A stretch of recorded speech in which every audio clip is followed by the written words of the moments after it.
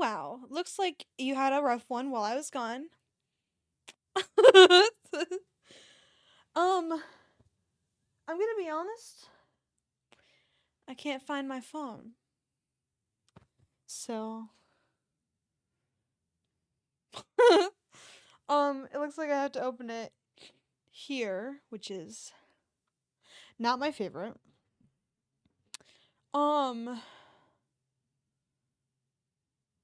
well, we might not make a choice for a minute, so it's okay. I'll swap us to. Oh.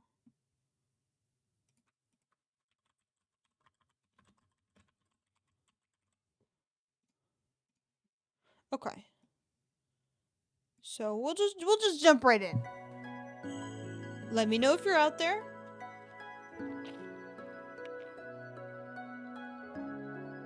And if you find my phone.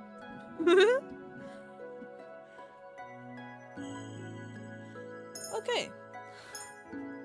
We'll keep going, I guess. Hi, Rumpel Chapter 7. I'm back! Okay, cool. I'm glad people are alive. But I am serious about if you see my phone. I don't know where the fuck I put it. I looked in my car. Time for the dreaded Rumpel route, yeah.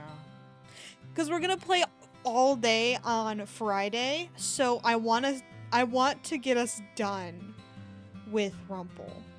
Oops. Okay. Muddled truths. That's great. Okay. And you, and you, my little sunflower, are just as radiant as always. Oh my, Rumpel. It's like that whole thing with Bria never happened. He's back to flattering every woman he meets. Overthinking again, princess? I turn to see Karma grinning at me. Hi, Karma! Grinning at me from where he sits at a table. Surprisingly, he is sitting with Jurian and Garland today, who are arguing about some kind of nightstands. It is none of your business. No, it's not, but you have such a sad look on your face, I had to ask. I'd appreciate you not staring at my face. I don't need to stare to see that you're in distress. I turn on my heels and begin to walk away, irritated. Even when I am among other people, it is impossible to forget the conversation I had with Parfait and Delora. It hovers at the back of my mind constantly.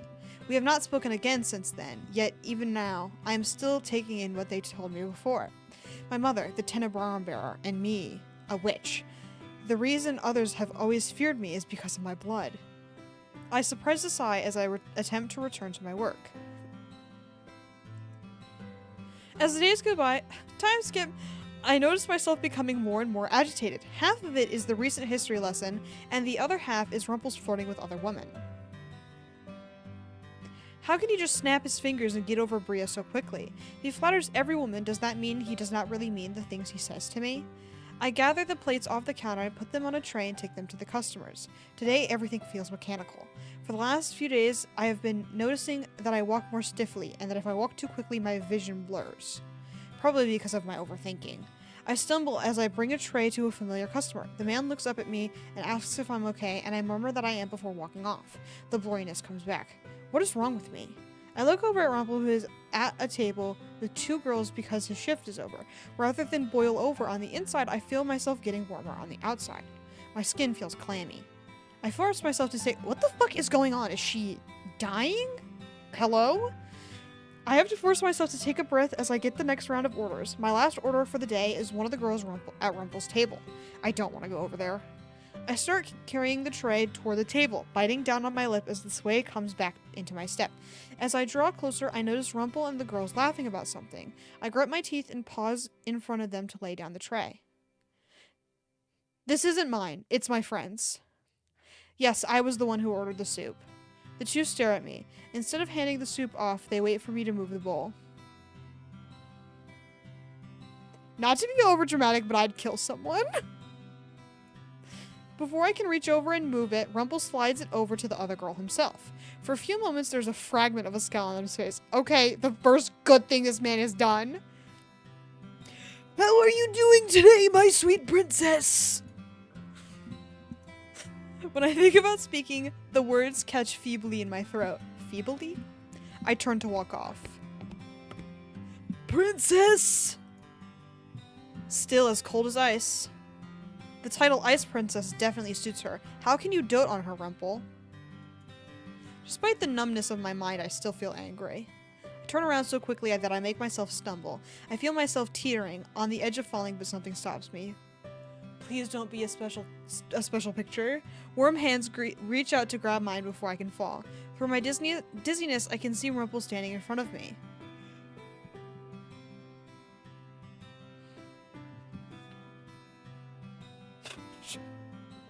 What the fuck? I'm losing his voice. Princess! Look at me! Whoa. Ew. Get the fuck away from me. He puts a hand under my chin and angles my head so I can see him better. The expression on his face is suddenly serious. He looks at me for a few moments before he places a hand on my forehead. Princess! You have a fever! I'm looking stuff the fuck back, yeah. A really high fever, actually. You should go back to your room and rest. I'll drop by with some medication in a few minutes after I say goodbye to these ladies. I am fine. My voice comes out hoarse. Trying to clear my throat only makes me feel more miserable. Okay, I'm glad she is actually sick because I was starting to get confused. I was like, is this his curse? Like, what's going on? But then I remembered that he's a doctor, so of course it's gonna be this way. Princess, you're not fine. You look like you're about to collapse. I will not collapse. I'm stronger than that. Mother taught me how to be strong. Mother dies. My thoughts become scrambled. Once again, my mind wanders, but this time I cannot keep myself steady as I try to walk away. Putting one foot in front of the other proves to be too difficult, and I once again feel myself start to stumble. Then I feel warmth, this time arms instead of hands. I don't love that I can't see him, but whatever! Sweet little princess, what am I going to do with you? Ooh, who made that? Who drew that? His oh boy, okay. I can appreciate that all of his are relatively normal and not like uncomfortable to look at, you know what I mean? But I also hate him, so. Anyway, before I can understand what is happening, I am lifted off my feet. I feel an arm supporting my back and another supporting me beneath the crook of my knees. Warmth. Such a nice warmth. You really are stubborn, aren't you, Princess Wagon? I guess I'll have to carry you up myself. A choice right now? Get the fuck out of here. Rumpel. No frames dropping, thank God. God is out there. Struggle. I cannot just let him carry me up like this. I attempt to move away from him, but my whole body is weak. It is all I can do to try and roll out of his arms, but even that does not work.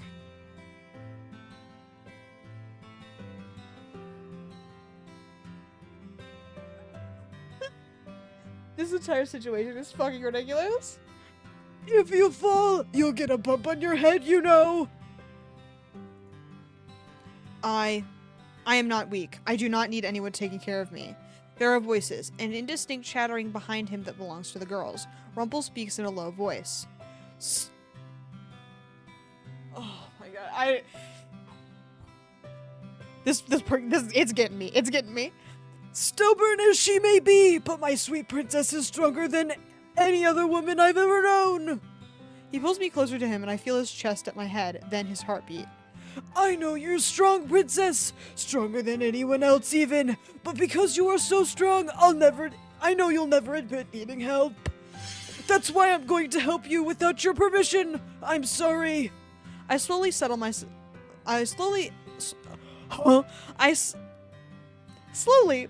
let myself okay, there should be a comma there. That's probably why I got confused. I settle myself in his arms. I lean my head into his chest and listen to his heartbeat. It is a gentle, sweet sound that makes me make me feel like drifting in slumber. So warm. Oh, but not.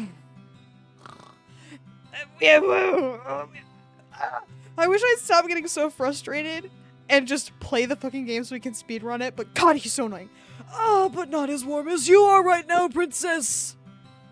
Okay, thank God. We don't have to talk to him anymore. His voice slowly begins to fade as I close my eyes. For the time being, I stop caring about everything else around me. I forget about Mother, about my talk with Dolora and Parfait, about the crystal, the Marchen, and I focus on Rumpel. Is it so selfish to want to be the only person held like this by him, even when he was engaged to someone before? Slumber slowly reaches up to claim me, darkness intermingling with warmth. In that last moment, I think I see Rumpel smile at me. Mother, I have to tell you about the fairy tale that the children read to me today. Wagon, what did I tell you about the fairy tales? But there was a princess just like me, and she found her Prince Charming, and fairy tales are not real. But they make really good stories, Mother. They are false stories. Do you really think it would be so easy to live happily ever after? No, but fairy tales make things black and white. Real life is full of grays. Black and white?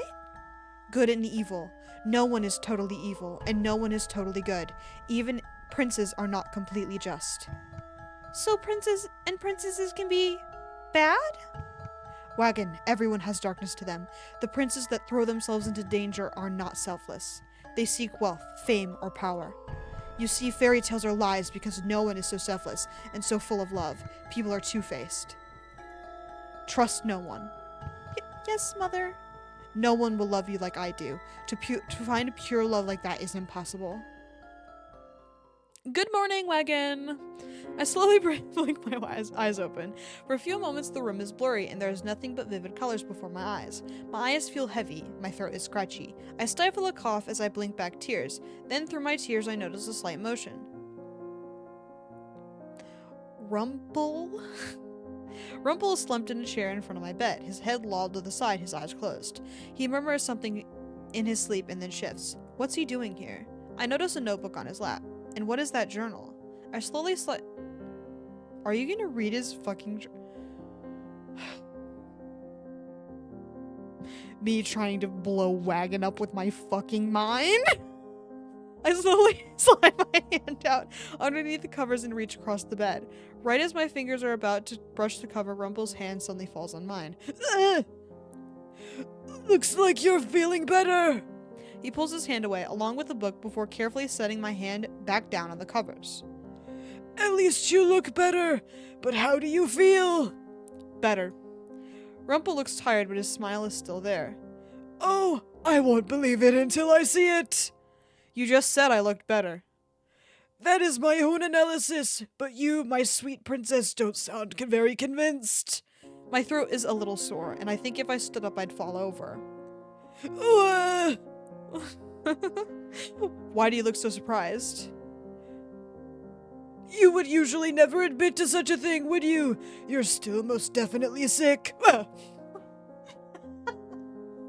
Rumpel leans forward to put a hand on my forehead. His hand is cool on my hot skin. Our eyes lock as he tests my temperature. After a few moments, he finally peels his eyes away from me and sits back in his chair. Your temperature is down, but you definitely need the rest, princess. You should go back to sleep. And what, will you just sit there and watch me? The words come out curter than I mean them to, and for a few moments Rumpel looks surprised, then he laughs. Princess, I haven't just been staring at you. I've been writing in my journal too. You have such a scary look on your face. Not that it isn't enticing, but I think your smiles are much better. I sigh as I close my eyes for a few moments. I fight to put my scrambled thoughts together, but one thought in particular keeps resurfacing. For some reason, I cannot help but remember the snide woman standing by Rumpel's side jeering at me earlier. I open my eyes and look at Rumpel. Those women from earlier. Oh, right. I apologize for their impoliteness. The things they said to you were uncalled for, and I told them that. You flirt with women like that all the time, but why? They are not even good people. Not good people? Well, I suppose they act differently when you're there. Princess Wagon, you're blind to their jealousy, aren't you? They are jealous of me? Why? My mind turns over what they could possibly be jealous about as my eyes fall on Rumpel. I remember the way he defended me to the women. Is it because you're my partner? It's a lot more than that. It's your grace, the noble way you carry yourself. They would never think I have those qualities. But where else would their jealousy stem from? They are jealous that I take your attention away from them. Princess, I think you're... Even if they were nice people, I do not see how you can flirt with them when you were just recently in love with someone else. What? Normally I would stop talking, but the words continue tumbling out of me. I do not understand how someone like you who had a fiancé could still be flirting with girls. How can you love someone if all you do is flirt with other girls? Flattery is one thing, but you cannot just flatter every girl. Why are you still smiling at me? Why did the music stop? That was a little weird. I may not remember a lot of things, Princess, but I know for certain that whatever feelings I had for Bria vanished a long time ago. The good ones, at least. So true. Rumpel. The words break apart as I start coughing. Don't rile yourself up over this. Please, rest. I slowly lean back into my pillows with my eyes half closed. Why do I even care about what Rumpel does? Why does it bother me that he flirts with other girls? That is his business. Rumpel pulls the covers closer to my chin and smiles. Just because I flatter other women doesn't mean I can't love someone. You can always say that some woman has stolen your heart, but your heart cannot belong to everyone. Yet you told me you always speak the truth. Maybe that in itself is a little white lie, just some harmless dramatics. But most girls know that I'm being dramatic, Princess. They don't take my words so seriously, even if I do mean my compliments. He stares at me for a few moments, thoughtful. Does it bother you so much that I compliment other girls? Of course not. Though it will be difficult to hold my tongue, I will do it for you, Princess, so don't worry. Why would he do something like that for me? My eyes are suddenly so heavy I have no choice but to close them as I let out a deep sigh. Oh, good night. My head is beginning to hurt again. Behind my closed eyelids, I can hear a soft shuffle as Rumpel moves in his chair. Right before I fall back in the darkness of sleep, I feel something warm and soft on my forehead. Rumpel? Oh, good. Oh, good night, kiss. Main leftovers. What the hell have we been through so far? Well, we're sick, we're sleeping, he gave us a goodnight kiss, and it was weird. So I think that about catches you up. We talked about how other girls are jealous of Wagon, and Wagon's like jealous of them. It's stupid. His words are quiet, and I can only just barely make them out. I cannot think on them because the pull of sleep is much too tempting. Time skip! It takes a while, but after several days, Rumpel finally allows me to go back to work. I cannot remember much of what happened when he was watching over me, especially that first day. It's all a little bit of a blur now, like it was all just a dream. Princess, back up on your feet. Yes, I am fine now. Oh, what a relief. Last I saw you, you looked quite pale. When? I dropped in to check on you in your room, but Rumpel was there. He told me that he had everything under control. Why did you need to check in on me? Because I was worried, of course. Maybe you've been working too hard. No, I am fine. Just tell me what things need to be done. Are you sure you're okay? She's fine, Anise. Dolores suddenly appears before me smirking. Hey, Queen! How's it going? The princess is sturdy and a little too stubborn to let a little sickness get her down. I've not spoken with Delora or Parfait since that night where they decided to tell me about Mother. Just thinking about what they told me, it puts me on edge. Aw, Princess, why the sour expression? Allow me to calm you down with a little lullaby. Excuse me? Twinkle, twinkle, little star. Ugh! How I wonder what you are. Anise, give me those work orders now. Up above the world so high. Anise! Oh, the table and the whist are yours, Princess Wagon. I quickly walk away from the bar and catch only the little last bit of Dolores singing. Like a diamond in the sky. She sang that the night I was cursed. Hearing her singing it again is infuriating. Not that I would remember. I skip chapters 1 and 2 every time we play. The song slowly fades from my mind as I go about my work for the day. I'm still a little shaky on my feet, but not so much that I need to go back to bed. As I am walking around the bar, I catch snatches of conversations as I serve food. I hear the king has been mediating arguments between his two advisors. That Mithros man, he reminds me of a snake. So true. Always smiling that slithery smile of his. That's his voice. Is that crazy? Anyway, that one and Alcaster. Apparently there have been no end to their squabbles. The king missed his monthly visit to the town yesterday, didn't he? I wonder if he's sick. There's been no word from the palace, but I suppose he must have come down with something. Nothing would keep the king from visiting otherwise. What is going on at the palace? Ah, you heard about the incident with the royal guard? Apparently lots of them have been getting dishonorably discharged. Found doing something to dishonor the king's name. Huh? Like what exactly?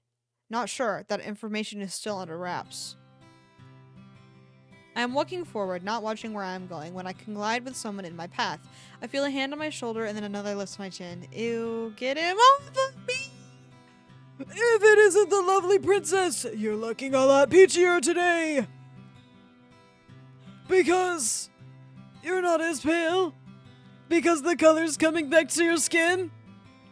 I'm still thinking of the king and the situations in the palace and barely hear Rumpel's words. It isn't until he leans closer to me that he leans closer to me and narrows his eyes that I realize he is so close. Now Sleeping Beauty is truly Just bit into cold pasta life experience. I'm sorry, that's your cold pasta. And on National Pasta Day, no fucking less? Rumpel jump scare. Classic Rumpel jump scare. now Sleeping Beauty is truly awake. And here I was hoping I would have an excuse to plant a kiss on your lips, my sweet princess. Not a single reaction today. Not a slight blush. Not a slap. Not... Are you still sick? Must I perform another examination? Examination? Yes, by looking closely at your face, into your eyes. How are you a doctor, Rumpel? Yeah, where did you get your degree? Rumpel stares at me with surprise. I'm not sure where the question came from, just that it was hovering in my mind. Oh, I thought we were being sarcastic. What? Oh, okay, never mind. Were we? Okay, I'm confused. What? Princess, you wound me. I've not seen you do anything different from Anise. But my prescriptions. Even the people at the shops could tell us what medicines to buy. Fine, I'll show you. Rumpel's expression slips into something shockingly solemn. He looks at me gravely and extends a hand. If you would be so kind as to come up to my room. I'm working. Okay. Delora, what are you, my fucking boss? Okay. When I say I need to be working, it's fine. When somebody else says it, it's not fine. Does going up to your room have anything to do with work? Delora appears before me again, this time without the snide smile. She raises an eyebrow. I don't think either of your shifts are over. She looks at me first. Also, I meant for the lullaby to inspire you, not scare you, princess. For a few moments she looks concerned, which startles me.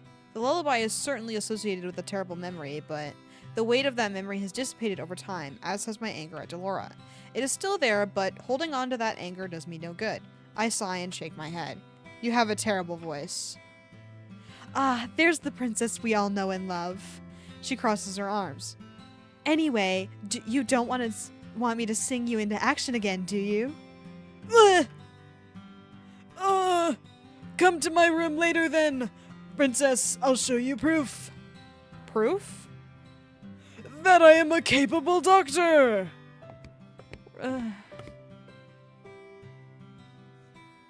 He's the fucking worst. I miss Rod. It's a really low bar, because he was a piece of shit.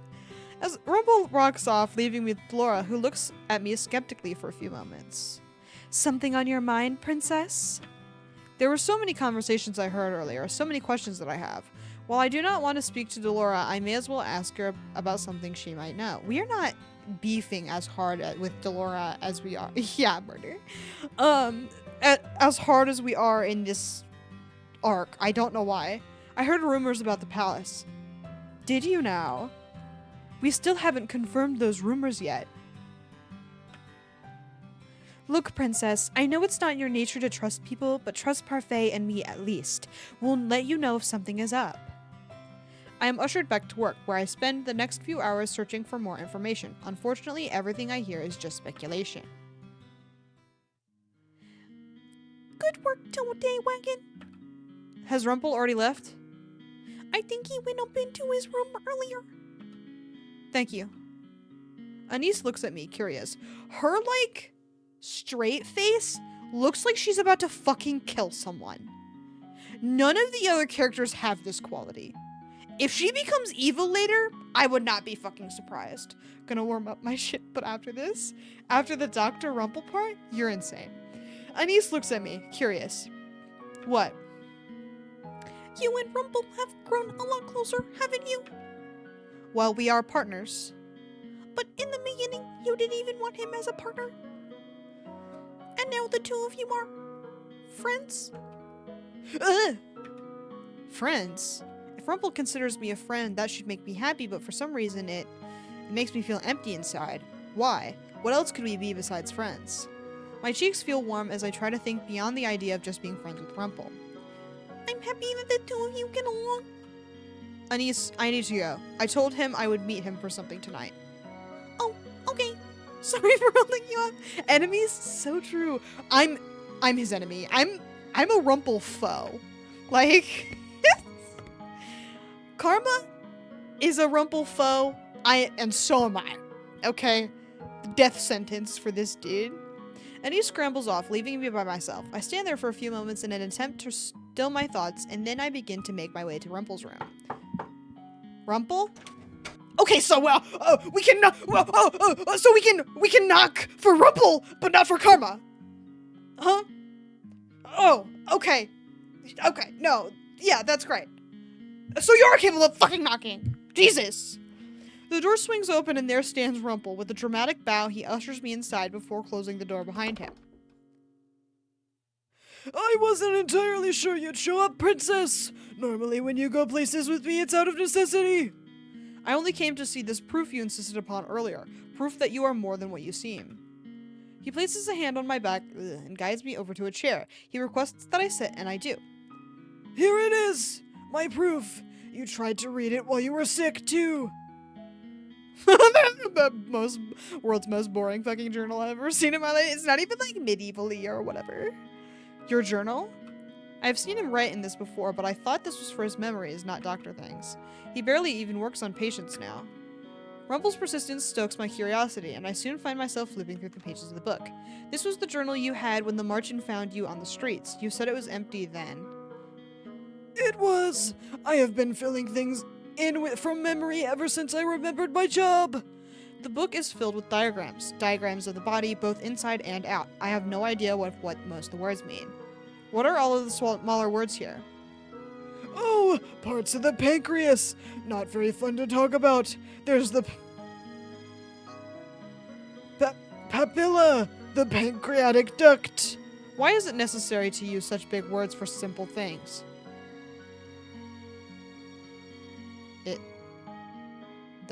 The pancreas?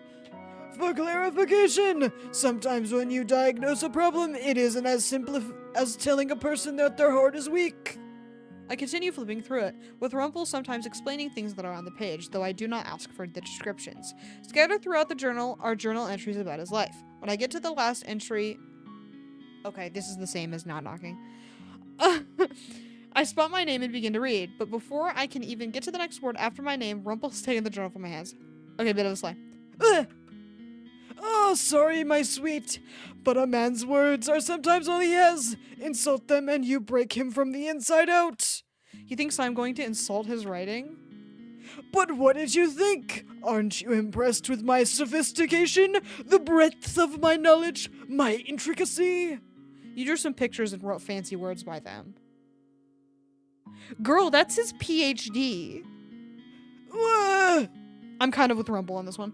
Princess, I cannot help the little laugh that escapes my lips. Immediately after I hear it, I feel myself flushing as Rumpel grins at me triumphantly. Your laughs are sweeter than honey, princess. And because your voice is back, and you are no longer sick, I can hear it all in all of its fullness. He takes a step closer to me. No, that's okay. You don't have to do that. It reaches out to touch my cheek. I flinch in surprise, but do not draw away. Please don't. Okay. The rapid beating of my heart is not altogether uncomfortable, even if it does confuse me. He pulls his hand away from my cheek, then flicks my forehead. Ugh! Same vibe as flipping through someone's phone after being shown one photo. Okay, yeah. Which is the same as not knocking. So, death sentence. Death sentence for wagon. What was that for? I wanted to see the way your eyes glimmered. You looked oddly vacant there for a few moments. I opened my mouth to speak again, but Rumpel surprises me by setting his finger on my lips. He inches closer to me so that I can feel his breath on my cheeks. Oh, Jesus. Get the fuck out of here. But even when you don't speak, your eyes speak for you. You have beautiful eyes, you know. Okay, look away. So basically do everything that I'm not supposed to do. Essentially, is the vibe I'm getting. There he goes again with his compliments. I should be used to them by now. 6 feet! 6 feet! You're right, so true. But lately, whenever he compliments me, I cannot stop myself from feeling flattered. When I look into his eyes, I can almost see my reflection in them. Without realizing, I look away from him, feeling my breath stop short before I can breathe out. Are you sick, princess? You look a little flushed. Princess? He removes his finger. He, however, does not step back. I am still aware of his lips, so close to mine, and his eyes, which are still looking right at me. This feels different than your usual resistance. Could it be that you're embarrassed? He clears his throat, then starts speaking again. In any case... Whatever. It's so nice to have you back, princess. I missed you while you were sleeping day in and day out. He missed me? But you have friends all over the Marchen. Yes, but none of them are you. You're special. My heart plunges like a rock. I can feel it everywhere in my body, reverberating from a place that doesn't feel like my chest. He lowers his face so that the two of us are seeing eye to eye. I forget to breathe as his hands go to my shoulders. Okay, please stop. Princess! Yes? I inhale sharply as I get a better look at Rumpel's face. Up until now, I have not stopped to look too closely at his features, but now I cannot stop my eyes from taking them in. Whenever you're sick again, I'll be there to help you, because I'm a doctor, even though if you might not believe it, all you'll ever really need is a little...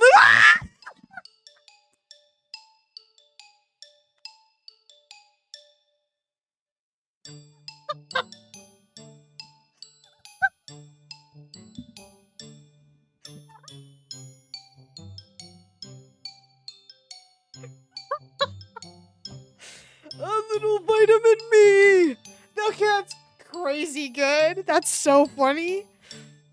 A bit of a slay, to be honest. What his first good line. In one precious moment, every single bit of energy that had medical license revoked. PhD in the garbage. Between us vanishes, I stare blankly as Rumpel smiles at me. Ooh, I don't like when she does that. She's not allowed. No. I thought that one was... Rumpel pulls his hands away, defeated.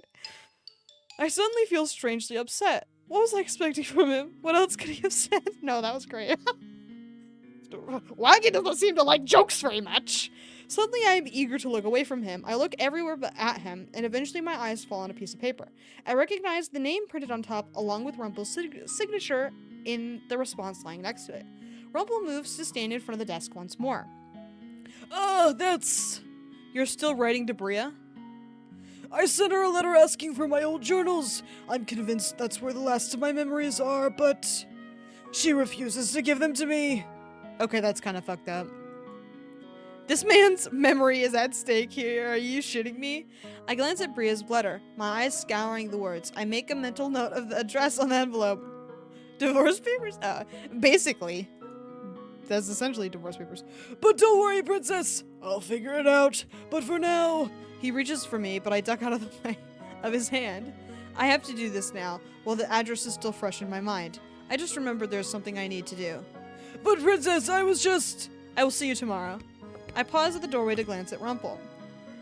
See you tomorrow, princess. Sweet dreams. Good night, Rumpel. We're fucking booking it. Oh. Done. I seal the envelope over... We wrote her a letter? Are you serious? Oh my god, this is the worst fucking art because it's straight up boring. I sealed the envelope over the letter I had been writing since I woke up, and now to have it delivered. Most boring. What the fuck? No kidding. I was like, ooh, some fucking intrigue. Let's beat the shit out of Bria. I thought we were gonna like break into her house or something, you know? We're gonna like sneak in, go on like a journal heist or some shit. You know what I mean? And that would have been fun and interesting, but no, we're gonna write a letter. After I have the letter sent off with a messenger, I return to my work from the day. It starts first with Mr. Broom, then with the serving. I look for Rumpel, knowing that it is now his time off, and I'm surprised when I see him not with sitting not with other women, but with Karma. The two of them are laughing together. So true! Best friends! I'm just kidding. Rumpel fucking sucks! I guess that advice isn't too terrible. I give the best advice, darling. I'm a man of the heart. Perhaps not as much as I am, but I can give you credit when it's due. What are you two talking about? Princess! Why, hello there, princess. Karma's mischievous smile confuses me. Even Rumpel looks surprisingly shaken. You did not answer my question. We're talking about matters related to the heart. Of course you are. Oh wait, I took it upon myself to impart valuable advice to Rumpel. You are giving Rumpel advice, even though you two are always at each other's throats? Huh. Even the bitterest enemies can become beloved friends. All it takes is a shared interest. Dear Bria, give him back his journals, you hag. Sincerely, Wagon. Yeah, like, a letter from Wagon is going to be the exact opposite of what gets her to give him the journals. Like, she hates your ass. Are you serious? Are you fucking for real?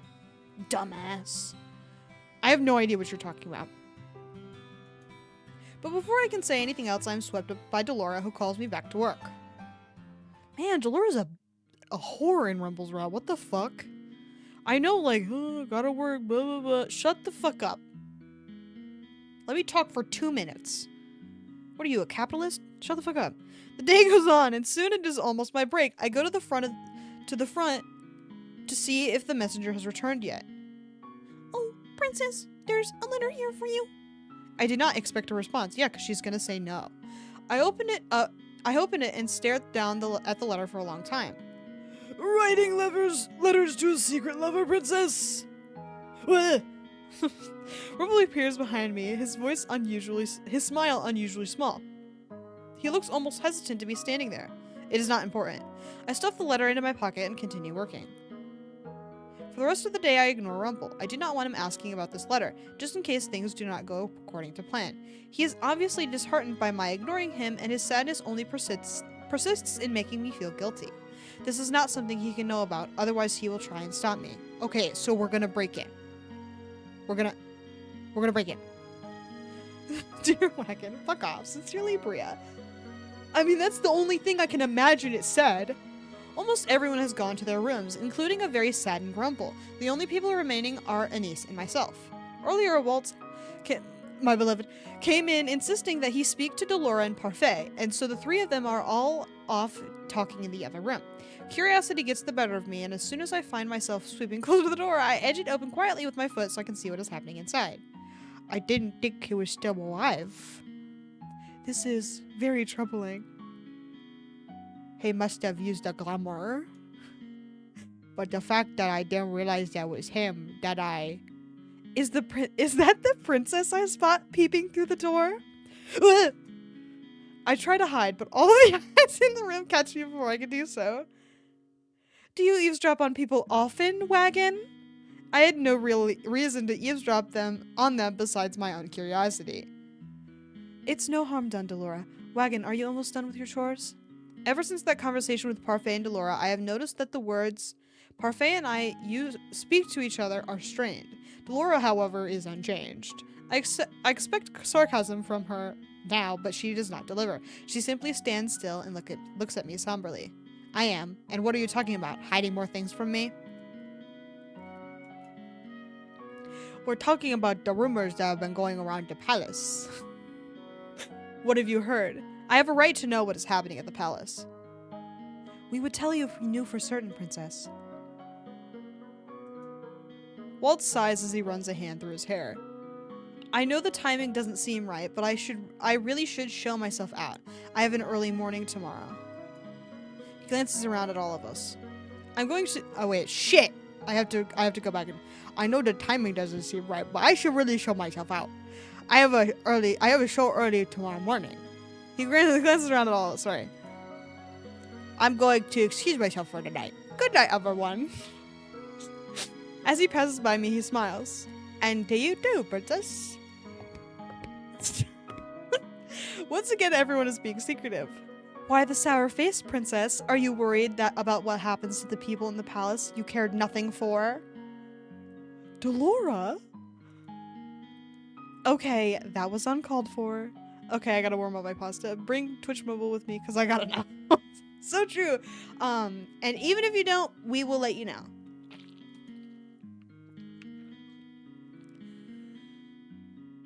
But really, though, there is something I've been meaning to tell you. Since you're here now, I may as well just say it. I knew you for 1 year before I cursed you. I saw what your mother had done to you, and I knew I needed to undo the damage before your birthday. Why is she talking about this now? I called you wicked, cruel and wicked, when I really knew that the way you were was caused by the way your mother brought you up. And when we talked about Hilda the other day, I was unfair in what I said to you. We all have to face reality, but... Delora pauses, looking surprisingly solemn. She sighs, then continues. I always knew you had some good in you. I saw it when you spoke to your dolls. You have a good heart. Ugh. God. I don't want to talk to him. Many people enjoy flattery, Princess, and a lot of people are receptive to flirting, but nothing can measure up to a genuine compliment. Delora just complimented me? Thanks. Out of all the people, I did not expect Delora to compliment me, not when she makes a point of always telling me the blunt truth. Thank you. There's no shock on Parfait and Delora's faces when they smile at me. I'm beginning to think you and Delora are alike. You're both stubborn and have good in you, but you hide it behind sarcasm. Hey, Wagon and I are nothing alike.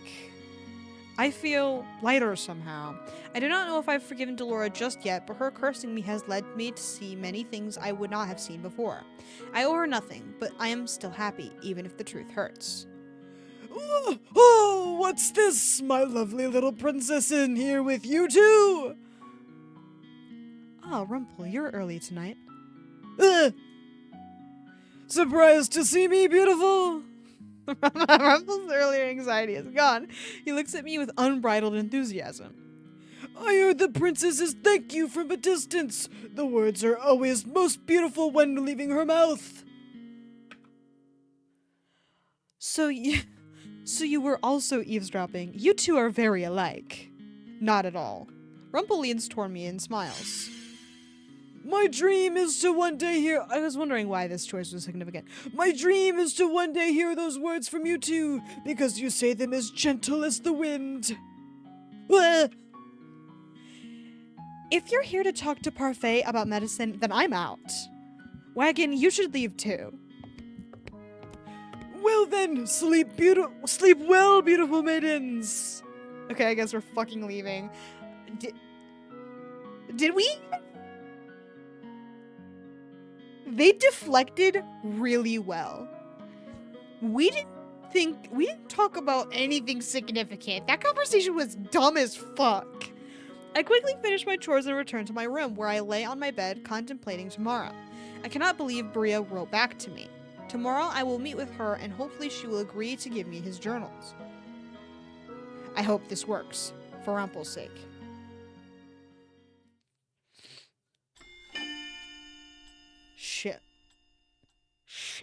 Chevalier? Hold on.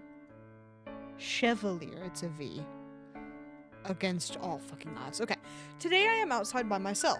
I think if Parfait or Delora knew, they would do worse than scold me. I shuffle uncomfortably as I sit at the little cafe Bria told me to wait for her at. A part of me is already convinced that she will not come. When I wrote her that letter asking for Rumpel's journals and she responded so easily, I was a little suspicious, but this is really the only chance I have. The only chance you'll have at what? Ugh. Bria appears in front of me, not looking altogether unpleased, but still not smiling. Nothing. I do not like her, but I will have to play nice if I want to get Rumpel's journals back. Thank you for meeting me out here. Bria takes a seat in front of me, her expression still flat. She looks actively angry now, but whatever. You asked me in your letter why I was refusing to speak to Rumpel, and then you told me you wanted to meet with me to find out why. You want the journals too, don't you? She reaches into a bag and pulls out a few journals that I assume are Rumpel's. Shout out bag! So she does have them. Pasta has been warmed up. Life is joyful. Thank God. I'm very glad to hear. I know in your eyes I must seem the villain, but I'm not the only one at fault in this relationship. Years ago, when I met Rumpel, he was, as he is now, flirtatious, charming, over the top, and yet his compliments still made my heart sore. His compliments may be shallow, but Rumpel is far from it. I pined after him for years. He was learning medicine, and I was studying to take over my mother's sewing shop. In the first years that I knew him, Rumpel always complimented my work, even though it was nothing special. He insisted we do trade-offs. When we started dating, he would offer me flowers and trinkets, and in exchange I would sew him some article of clothing. Is that why he looks so fucking ugly? I can still see he's wearing the scarf that I made him. He is ugly for that reason. That's crazy. She did this. She really is a villain. That scarf was from Bria? We fell in love. Rumpel became a changed man, more serious. He became a doctor, and I opened up a shop. We were supposed to have a fairy tale ending, but... Her expression falls again as she looks absently down at the table. We saw in each other ideals that didn't exist. Love can be shallow, or it can be deep. I felt our love was deep, but in truth, I only ever knew the very surface of Rumpel. I got a little funky with it at the end. The surface?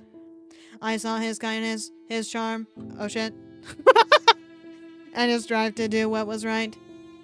But then, as time went on, I also saw what that meant.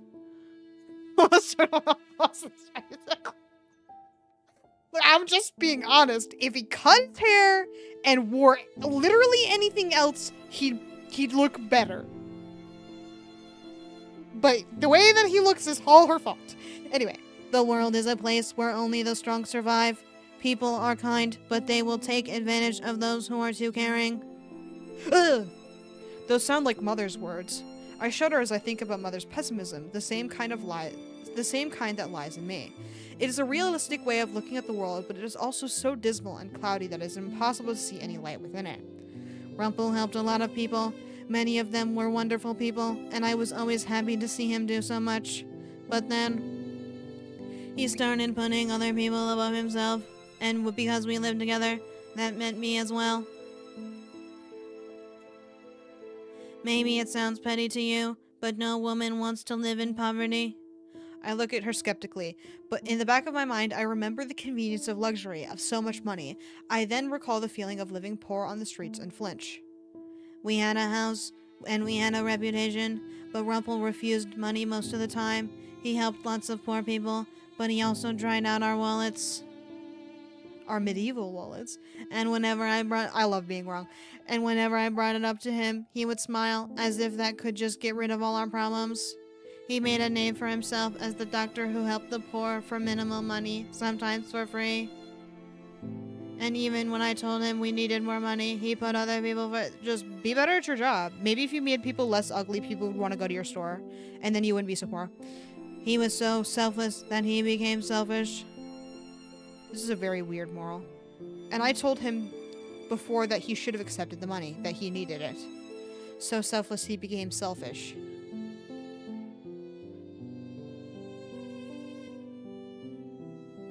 This is a very weird...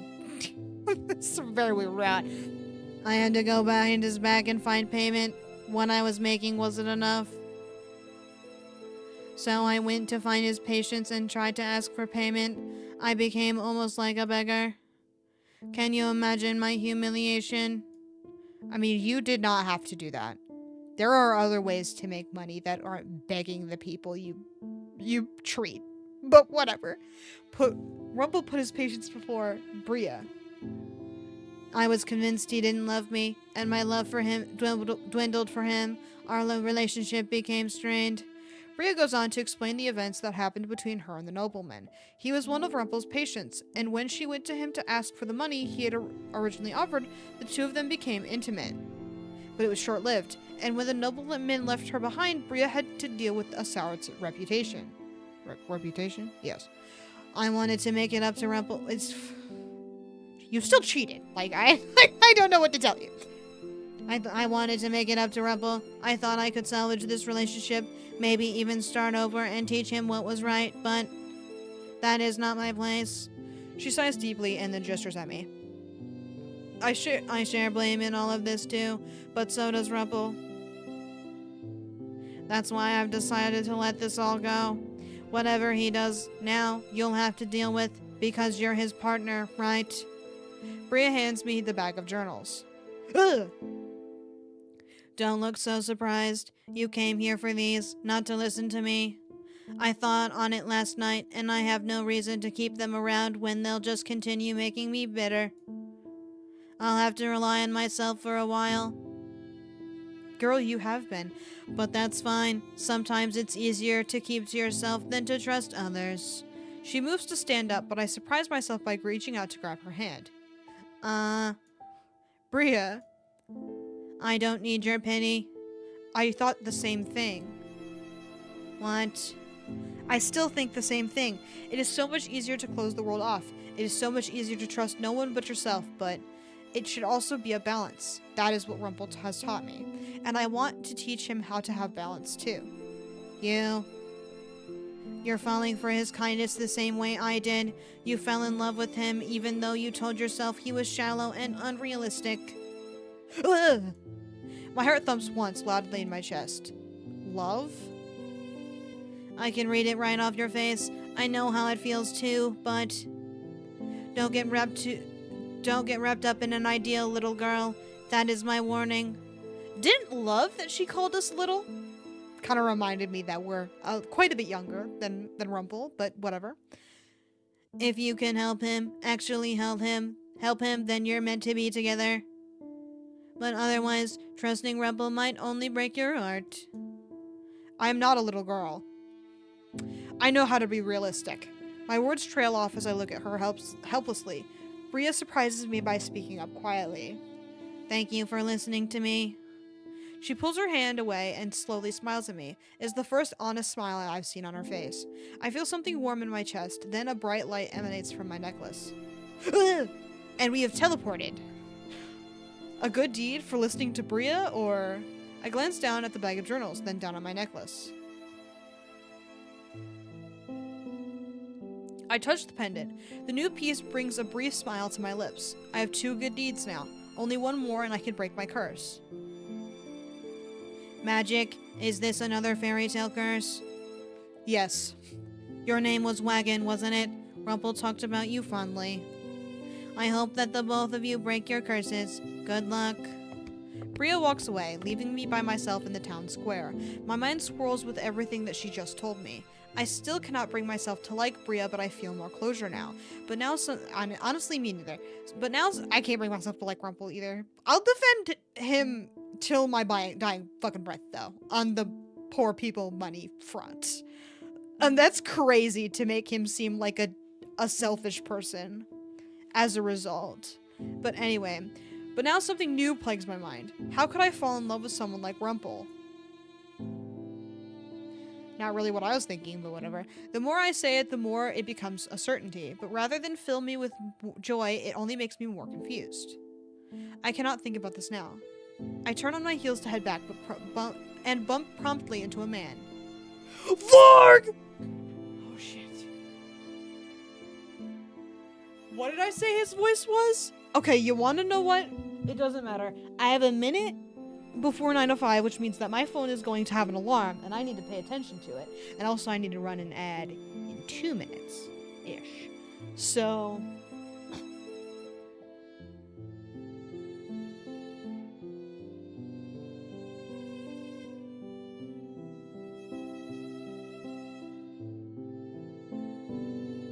the suspense of waiting of a minute.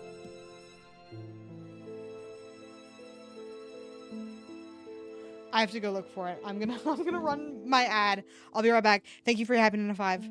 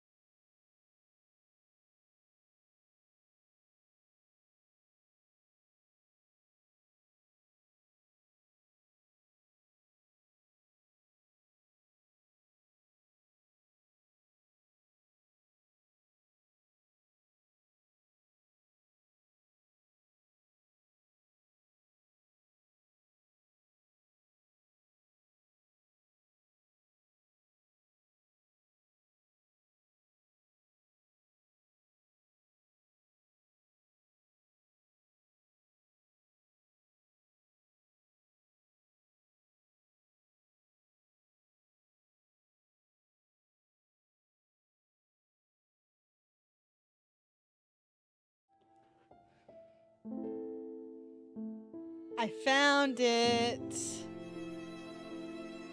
It was in my car.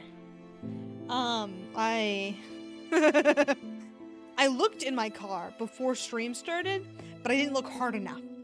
I knew it was in somewhere. I just couldn't remember where, cause I made myself feel so fucking paranoid. Okay, everything about my new job has been terrifying so far. The lockdown that we went through yesterday, and then that guy who followed me into my job was scary. And then, like, the same day, my boss was like, yeah, sometimes we have problems with people coming into the building and like searching rooms for people's phones and wallets that they've left behind. That hasn't been a problem in a while, but it did happen once. And so now I'm like fucking paranoid as all hell because she said that that was even a fucking possibility. so I was like, and I've been hiding it in a really weird spot that you wouldn't really think to look. And I was paranoid that I left it there.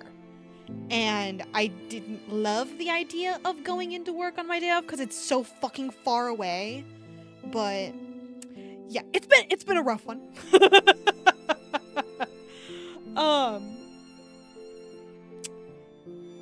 I was a little traumatized yesterday, but that's okay. Hopefully I'll get over it. Anyway, I think I'm just gonna make this the shouting guy. Ah! Oh, sorry, madam. He smiles at me, then keeps walking. Oh, okay. I stare at him, feeling slightly uncomfortable. With the mask and cloak, the man reminded me of a performer. Okay. Alright, I make my way back to the margin with the bag of journals, still struggling to keep my mind from wandering. Every time I think about Rumpel being so close to me or his kindness toward me, I feel jittery inside. Despite everything that Bria said, I cannot stop these feelings. These feelings are annoying. Yet, even as I think that, I know that it is not the full truth. Do I really? I hear the merchant's door opening and out steps Waltz. The minute he sees me, his eyes widen and he runs toward me. Princess, where were you? I was running an errand. I hold up the bag, but it does little to ease Waltz's frustration. We were all looking for you and we got worried that the witches have found you. Rumpel already went out into town. What? I'll go. Please, princess, stay inside. Oh, bye, Varg, I guess, yeah? Varg is such a shitty name, by the way. He needs to be better. His expression softens somewhat until all I can see on his face is worry. I'll go get Rumpel. Okay, that was a very weird cut. My mood feels completely dashed as I enter the margin to whispers, both relieved and disappointed. Disappointed. Surprisingly, I get away with just a lecture from Doloran Parfait. It seems as if there's something else on their mind, something that most likely involves the rumors circulating about town. I wait downstairs a long time for Rumpel, but neither him nor Waltz appear. Where are they? I retire to my room later as I wait for news. Waltz eventually returns, saying that Rumpel is still out because he had things he wanted to do. I have no idea what that means, but it unsettles me. Should I go find him? Hold on, let me check. Leave the room. Leave the room is interesting. Was there a bet on her life or something? That's fucking hilarious. Damn, there goes my $20. Anyway, I stand and stop for a few moments to look at the bag of journals beside my bed, and here I was looking forward to giving those journals to him. I make my way toward the door and turn the knob and walk outside. Princess! Before I can even think about saying anything, I feel his warmth envelop me and I freeze. One of his hands moves to the small of my back. Death sentence! He's gonna get the electric chair. If this were my country, if this were my kingdom, electric chair. Which I would invent. Because obviously they don't have electric chairs at this time. Okay. Is it the Victorian era? Where the fuck are we? I keep saying medieval. It's not. And it's so obviously not medieval. My brain is just like, kingdom, knights, must be medieval. Because I'm an insane person. But it's not that. But I cannot tell, for the fucking life of me, tell you where it's at. Because we get into this room and it's like, it could be modern. But whatever. Anyway. One of his hands moves down to the small of my back. Evil. Fuck you. Where it remains as he smiles down at me. Do not touch me in this way. I caught you just in time, my feisty sweet. Did you plan on escaping into the dead of the night again? I guess. Just leave a metal chair outside with a lightning rod. It'll happen eventually. So true. They'll probably die of starvation first, but we can handle that. Have words abandoned you in wake of my dramatic appearance? I hurriedly pry myself away with a little gasp. A few steps back, I can see him in full and notice of the bouquet he carries. I'm glad to see you back, Princess. I'm only sorry I couldn't make it back here any faster. I had a few errands of my own to run in town. Rumpel holds out the bouquet with a glittering smile. Like buying these flowers for the girl that I really like, for instance. I stare at the beautiful bouquet made up of white lilies, but the appearance slowly leaves my mind as I think of what Rumpel just said. Feisty sweet? That's him over there, officer? Yeah, so true. He bought them for a girl he likes, not for me.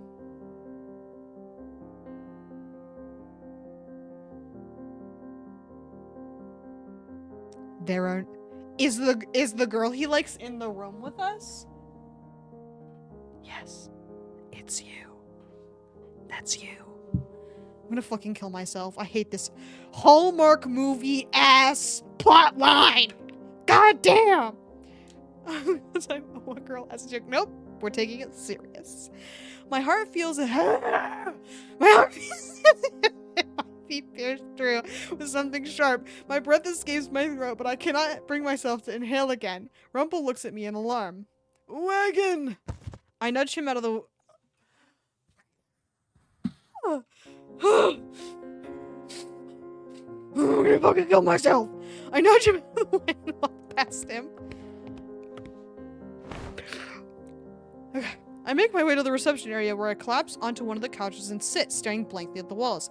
The feelings inside of me are too much all at once. I tell myself they do not make any sense, and that the way I reacted to what Rumpel said was pitiful. It was. Yes.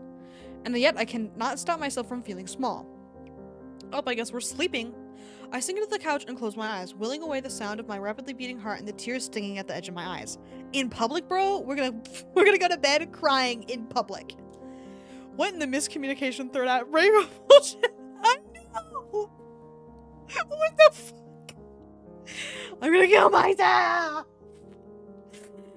But the thought of mother makes the tears worse, and soon I am sinking even further into the couch. I mean, not really possible, but whatever. Trying to hide my tear-stained face into my hands. Mother, Bria, they both said the same things. They both see the bad in people, and I too have seen the bad in them. When I was on the streets, no one in Angel showed me kindness. People will never show you kindness unless there's something in it for them. They will never... I feel sudden warmth as arms wrap around me. Boom! Not okay. We're doing breakup miscommunication.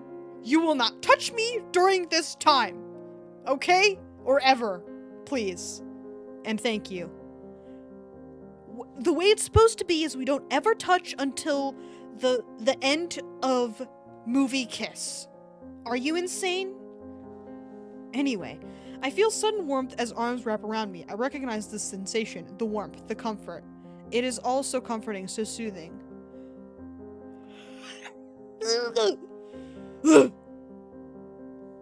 I must be the worst person in the world. To make such a beautiful lady cry is a sin that I must atone for. My body stiffens, but I do not pull away. I listen to the sound of his heartbeat against my ear, and slowly but surely my crying dies away. So true. Kill his ass, cat. Kill him! Firing squad! My eyes are sore by the time I finally manage to still the tears. I feel drowsiness descend upon me like a blanket, but I will not fall asleep. Slowly, I pry myself from the arms holding me. Thank God we don't have to fucking look at it. Hello, my love! I messed up again, didn't I? I do not see the bouquet in his hands, but a journal. One of the journals I brought back for him from Bria. You're capable of a lot more good than I am, princess. Just look at this. He reaches out and touches my necklace. Okay, do not fucking touch me again. He can't keep his hands to himself to save his fucking life. And it's like, it's skeeving me out. Like, Anyway, he reaches out and touches my neck. I glance down at it. We saw. We got it earlier. You got my journals back for me. I saw them in your room. And I feel it, that this one, the most recently dated one, is the one that I need to unlock my final memory. I grasp the second incomplete glass slipper around my neck and breathe out softly. Then this really is from retrieving Rumpel's journals for him. I got a good deed for arguably listening to Bria was a good deed too, but whatever. I got a good deed for finally doing something good for Rumpel. Would you allow me to read it with you? He reaches out and gently brushes a tear from my face. It's every 2 fucking seconds that this man is committing a crime. You did all of this for me, and you barely know anything about me. That makes both of us. If you wouldn't mind, I want to read out this entry for you. I nod, even though I should be shaking my head. Even though I should still be hurt, I cannot stay mad at Rumpel.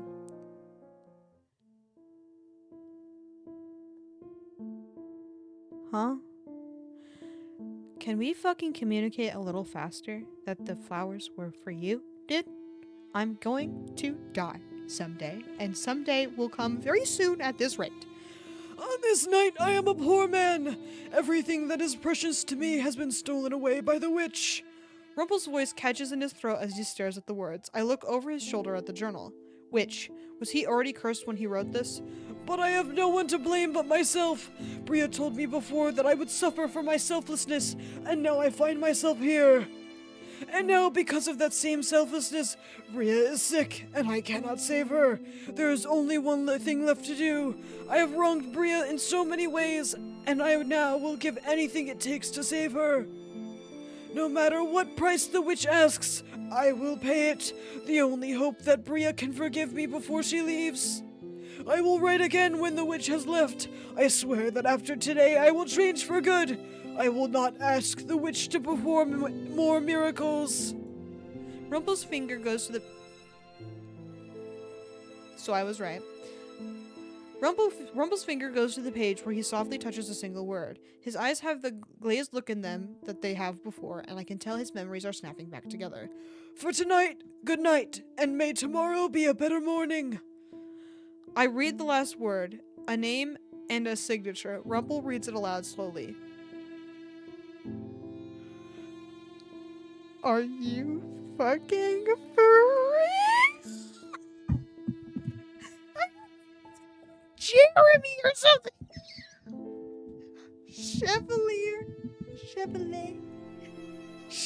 Chevrolet? Dumont? He's rich! Oh, Megan? That's fucking crazy!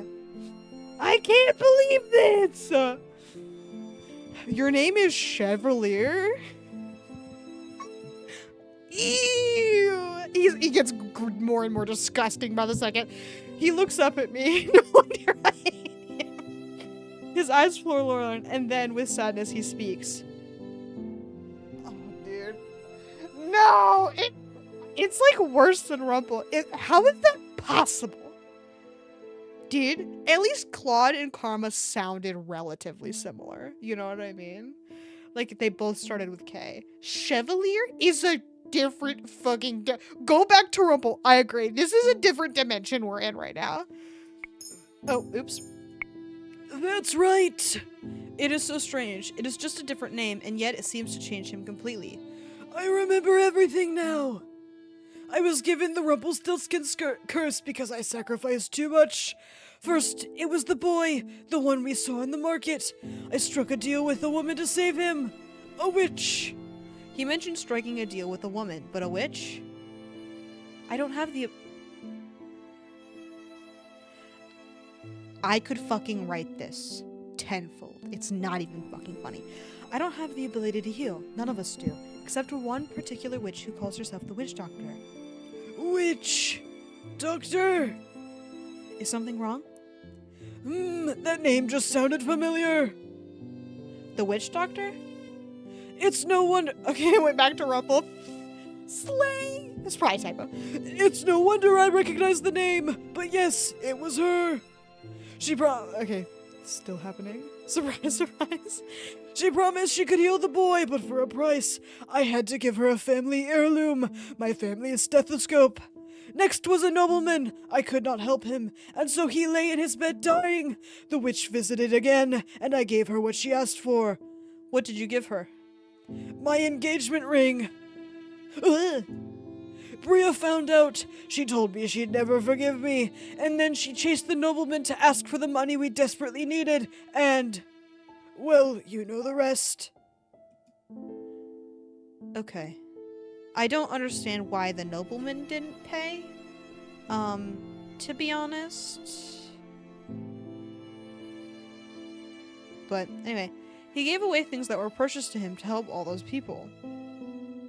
I'm sorry, you gave him your engagement ring? I mean, like, depending on... like, that one's kind of fucked up. Except that the fact that we're making it a bad thing. You know what I mean? Like, if he communicated it like, hey, I have the opportunity to save this life if I give up my engagement ring. Is that cool? And then if it's not, divorce, because that's kind of fucked up. It's a fucking ring. Get a grip. Like, objects will never equate to human life. It's just it's a straight up fact. So if she gets pissed off that he saved someone with the ring, I'm sure she doesn't know that that's the circumstance. But, like, overall, he is not a bad person. And the fact that we're making him a bad person by being too good of a person is making me brain broken. Like, it's crazy. I don't understand. Anyway, then Bria got sick. I made one last deal with the witch because I was desperate to save her life. But it wasn't until after she healed Bria that she told me what she wanted. She wanted your memories. I don't remember what happened exactly. I think I panicked because I suddenly lost my memories. I ran out into the alleys, bumped my head on something, fell unconscious. And then I woke up here in the tavern, and I had no idea who I was or how I had gotten cursed. Rumpel. Chevalier's expression grows more somber. I deserved to be cursed after everything I had done. I was so selfish. An idealist, maybe, but I hurt Bria because I refused to see reality. I still deserve to be cursed, actually. But why? Because I am still selfish. Even having remembered everything that made me a bad person, I still desire something. Someone I shouldn't have. My heart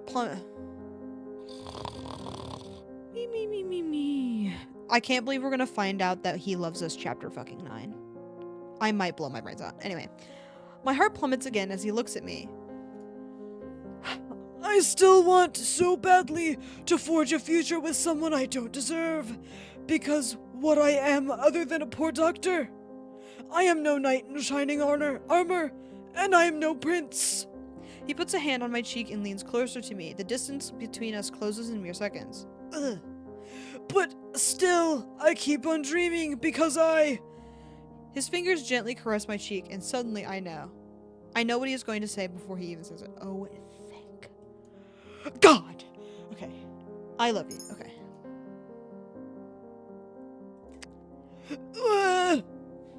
But I'm not...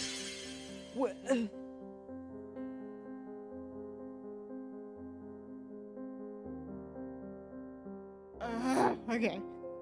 Just had to take a little nap really quick. Whether you are Rumpel or Chevalier, you are the same person. You do not need to be a knight or a prince. He accepted me for who I was, and he still does. Mother told me that humans were untrustworthy, but... Chevalier smiles at me as he puts his other hand on my back. And pulls me closer. Blech. The smile is so genuine and so gentle. The same smile I have grown to love. He's like, he's devouring us, dude. He's like, he could hold our head like an apple and just take a bite, dude. That's fucking crazy. This is nasty. Anyway, whatever words I had been meaning to say die in my throat as he leans forward and gently places his lips on mine. I feel more grounded than I ever have felt before, but I also feel like I'm flying. I set my hands on my chest and flex my fingers into his shirt. Just say grabbed his shirt, but whatever. He runs his fingers gently down my face, then down the length of my neck. Oh my god. Electric chair, jail, prison for life sentence or something. I don't care what, but neck was the line for me personally. Kiss me all you want. Neck? That's enough. You've had enough. The kiss feels too short, yet I'm still breathless when Chevalier pulls it away from me. I hate Chevalier, so it's shit. It's shit. Just enough so that I can see his eyes. Ugh. I love you, my sweet princess. For your smile, for your laugh, for the way that you look out for other people. You're bold and feisty, and you remind me of a firework. You are beautiful, inside and out. The compliment warms my heart in a way that makes me feel like it might be melting. Shut the fuck up, I read that already. He reaches behind him and holds out the bouquet from earlier. These are for you. You like lilies, don't you? Even though there's been no confirmation of that at all in the entire game, except for the fucking chocolate we ate and never finished, I might add. This writing is hurting me on a personal level. I'm gonna throw up, actually. Like, me too. It's nasty. I take the bouquet from him and bring it to my nose. These have always been my favorite flower. How did you know? Chevalier grins at me, and it is so similar to his previous smiles that I know he must not have changed. The first time I gave you that white chocolate flower, your eyes lit up. I figured out that Chevalier was perceptive before, but the bouquet in my hands feels all the more meaningful now. Princess, I swear that I want to try and change. For you. You should do it for yourself, too. Myself? You should spoil yourself more, too. You always give to others, but don't take for yourself. Now you know what you did, and you can change things. If Bria can, then so can I. Bria? I went and spoke to her when I was in town today, while I was getting the bouquet as a gift for you. I figured they'd talk, to be honest. We had a talk about moving on. I didn't understand it fully, and I don't think she did either, but we've both agreed that we should. So I'm going to change what I can, Princess. And I promise that I'm going to help you break your curse just as you helped me break mine. All the good things I have done are for you, which is, like, low-key. Whatever. That's true. What the fuck was the first thing we did? Whatever, I'm not gonna think of that too hard. But you've done a lot of other good things too, even if they may not be big enough to count for your 3 good deeds. That's true. So true. It just so happens that your curse is very picky. Okay. I agree. I'm glad someone said it. He's completely fucking correct. Good things. Even though I'm still curt and say more hurtful things than not, I mean, you don't say anything. Talk to the other and apologized. Oh, yeah. I feel like we've done plenty of good things at this point, if that's the standard. You know what I mean? I finger the necklace at my neck and thought, maybe Chevalier is right. Maybe I have changed, and it is a good change. I sit close to Chevalier as the night goes on. He tells me a little bit about his past, and I tell him about mine. About Mother in the Palace. The night is not one for advice, just listening. And I remember what Chevalier told me once, that listening can be just as meaningful as advice, that listening to others can help you understand them. And he was right.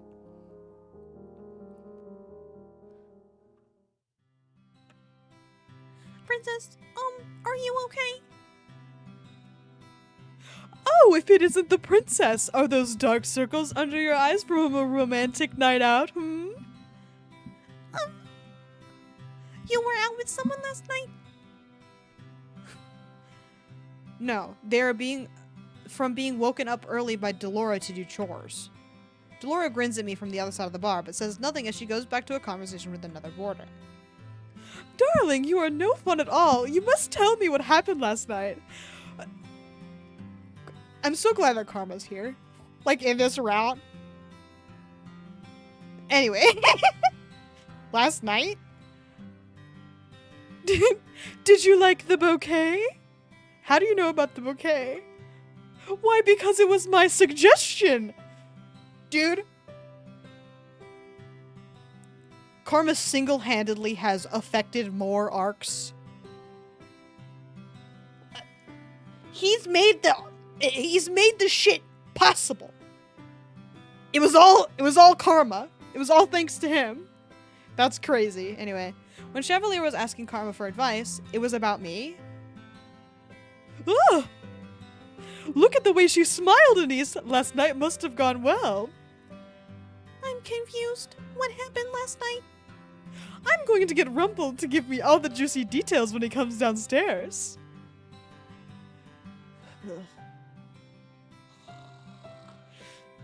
I'm tearing my hair out.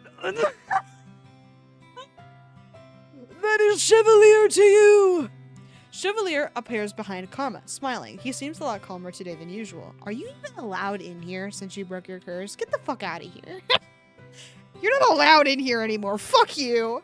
He glances over Karma at me, and we catch each other in a silent gaze. Seeing his eyes reminds me of last night, which makes me inadvertently flush. Chevalier just looks at me. Winks.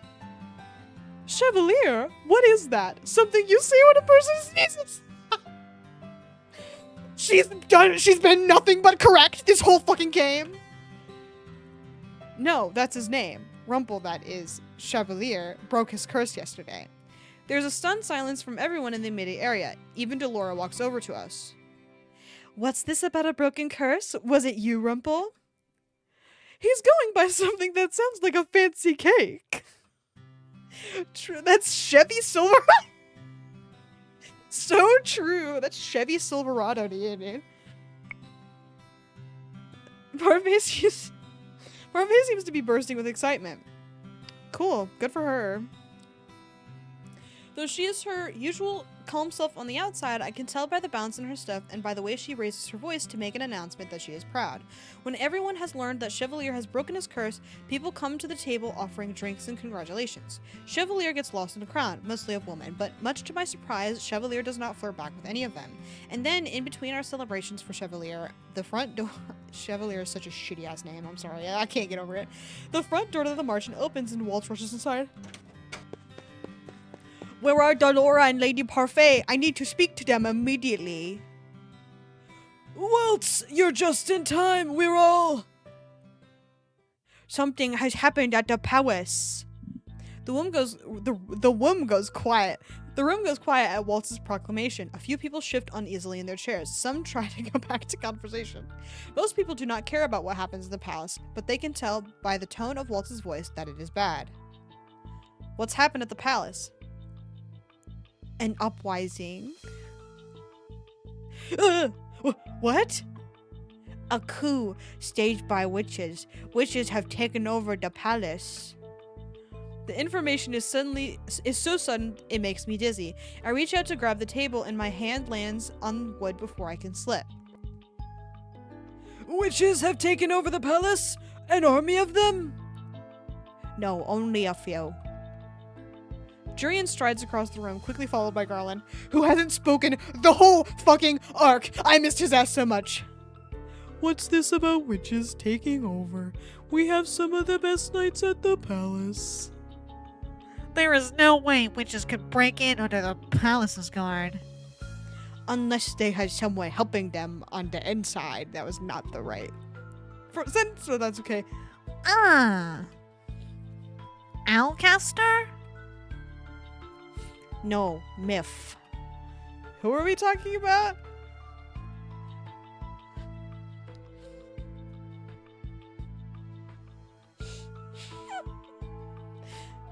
I was gonna tie something, but I forgot. No! I'm sorry you forgot. That's terrible. Somebody do something. Okay. You know him as Mithros. He uses a different name now. Sir Mithros, the king's advisor? He's a witch? I'm sorry, finding this information out differently every time is always a fucking blast. Oh yeah? I'm so still waiting for you to say what you were gonna say.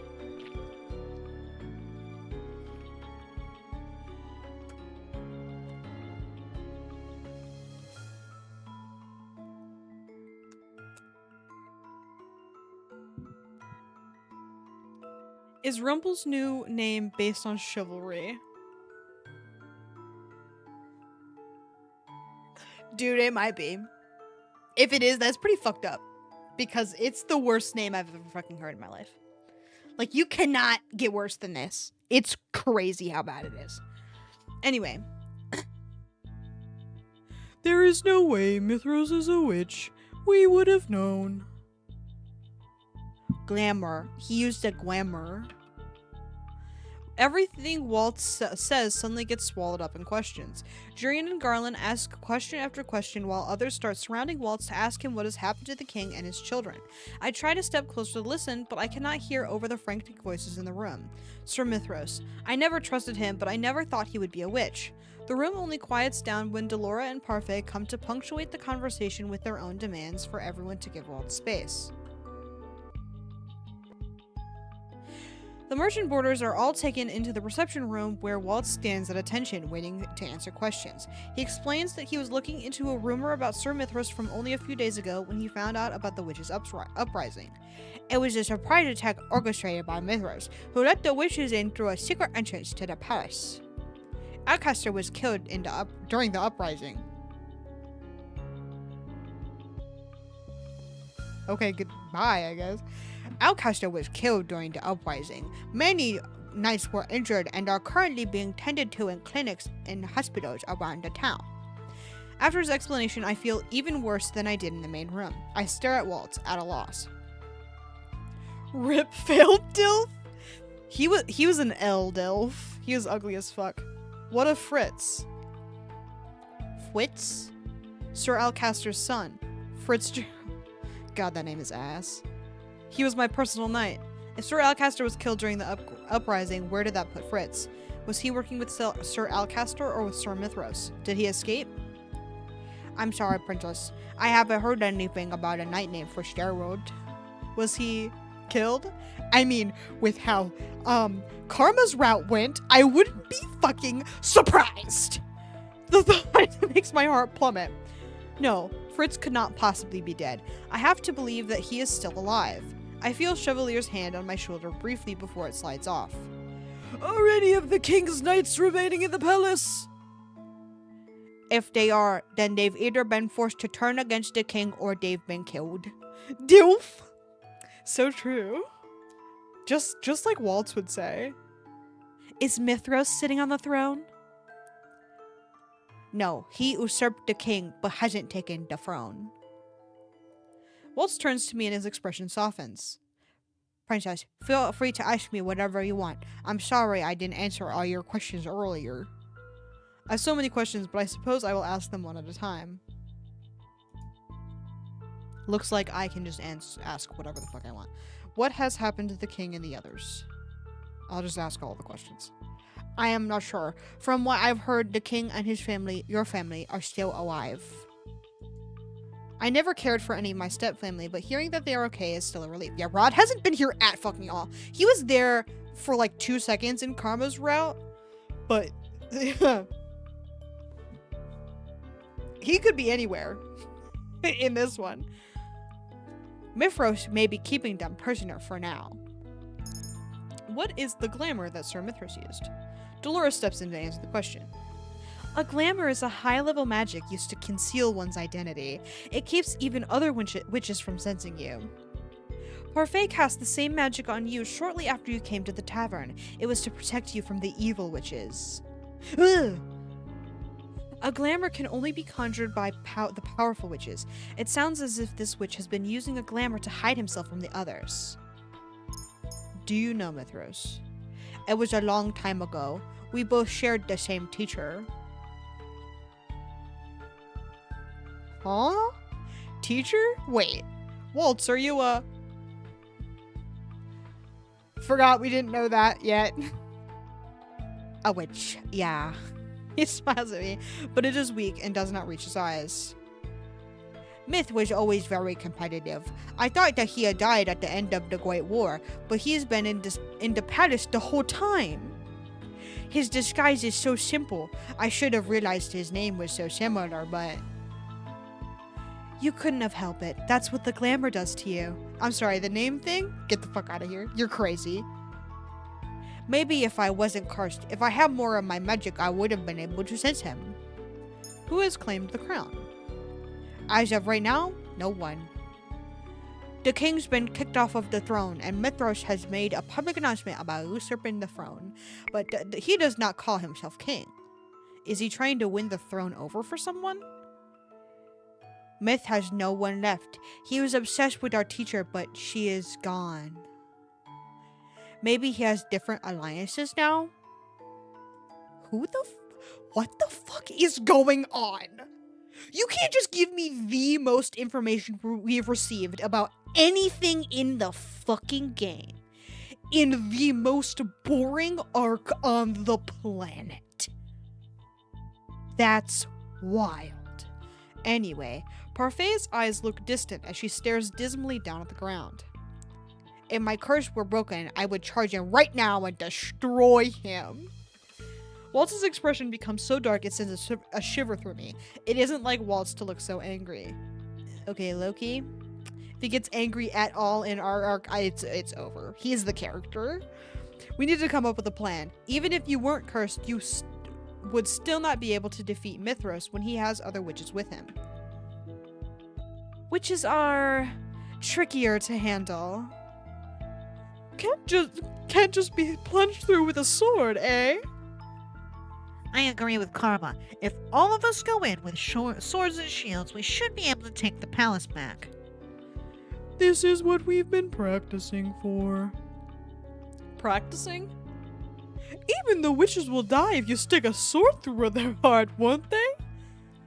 Getting to a witch who knows you're there is difficult. I must do something. Hold on. Let me make a check. Love you, Garlic Plus. Very glad it's back.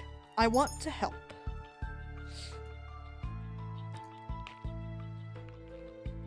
Oops, I fucked it up. Chevalier wraps his fingers around my wrist and frowns. Princess! Mind your business, Chevy. You're a piece of shit. This whole time I have been living at the Marchant, I was spared the fate of the royal family by sheer coincidence because I was cursed. Even when you were in there, it's happened differently every fucking time.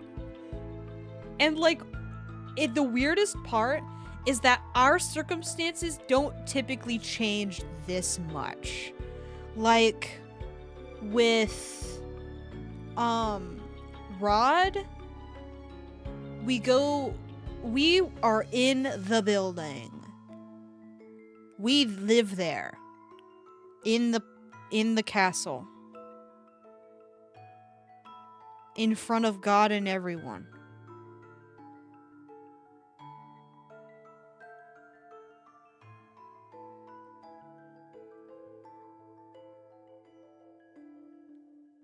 I don't even remember what I was saying. I'm just fucking flabbergasted that the plot changes every time we play. I cannot just sit here and do nothing while the kingdom falls to a witch.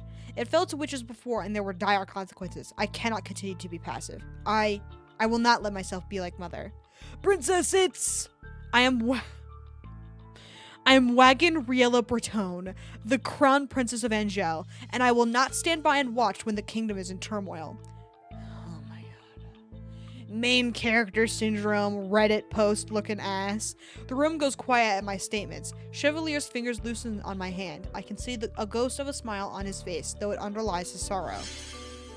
spoken like a true princess. Whether or not you want to help, Princess, you really can't. You won't be able to use magic until your 18th birthday. That's when you become the bearer. I cannot let that stop me. I will find a way. The conversations in the room continue for a long while. At some point, it is said that volunteers are needed at the hospitals and clinics for the injured soldiers. I need a name. What to choose? Adds 3 letters. Perfect. Yeah, such a fucking goofball. Chevalier immediately. What the fuck? Injured soldier. Okay. Chevalier immediately volunteers. Only afterward does he look at me with regret. Princess, I'm sorry. For what? For putting my job before... This is what I mean! He was like, I will volunteer to help people. Oh. You're right. I'm sorry. I won't next time. And after all I just said... He told me he was going to try his best to change. Bria called him selfless before for putting his work before her, but you'd be a fool not to. My life is not in any danger, and there are people who need you more than I do. Do what you do best, Chevalier. Chevy, this is an emergency! Yeah. Like, you're insane for even thinking about this right now. Princess Wagon! I promise you I will do whatever I can to help you as well. As the meeting disbands, I am left standing there and quiet. The last to leave is Walt, who promises me that he will make things right. I'm going to trust everyone. But I am also not going to stand idle. I will make things right somehow. As is my responsibility as Crown Princess. Dude, this shit's cringe as fuck. I can't live like this. Another long night. The two of us are on our way back to the Martian after visiting a clinic in town. We were there for hours, and it is a relief to be out in the open now where I can feel the wind on my skin. Last chapter, yes, let's go. Except we also have chapter 10, which is like the epilogue, or whatever. Are you okay, Princess? I know that what you saw must have been difficult. I'm sorry I couldn't shield you from the majority of it. I volunteered to help Chevalier at the clinic part-time, but it is worse than I expected. Yeah, this writing is on par with the worst book I've ever read, I think. Which is crazy. Just Rumpel's arc, or is it all of them? I'm just curious. I'm curious on your opinion of the other two. I volunteered to help Chevalier at the clinic part-time, but it is worse than I had expected. Many of the soldiers have severe wounds. I think just Rumpel, which is fair, because I'm having a bad time. I mean, I'm having fun reading it because it's so shitty, but it's also been super boring. Like, I feel like if I weren't here to read it and tell jokes, it would be if I was just sitting here playing the game, I'd have stopped by now. I don't think I would have made it through this arc. I would have been like, any new information from Rumpel's arc? What's his name? How does it go? I'd read a synopsis and then I'd fucking move on.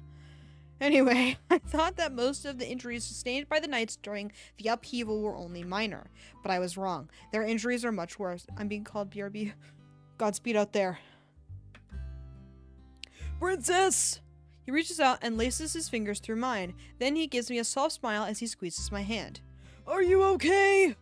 I am fine. It has only been 1 day since the uprising at the palace. I thought that there would be less blood. I was wrong. Is this what things were like after the Great War? I wasn't a fully certified doctor after the Great War, but I was an assistant. It was far worse than this, Princess.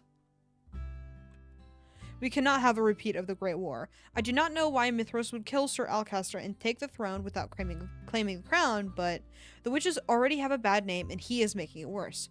I cannot help but remember the wide smiles Mithras gave me when I was still living at the palace.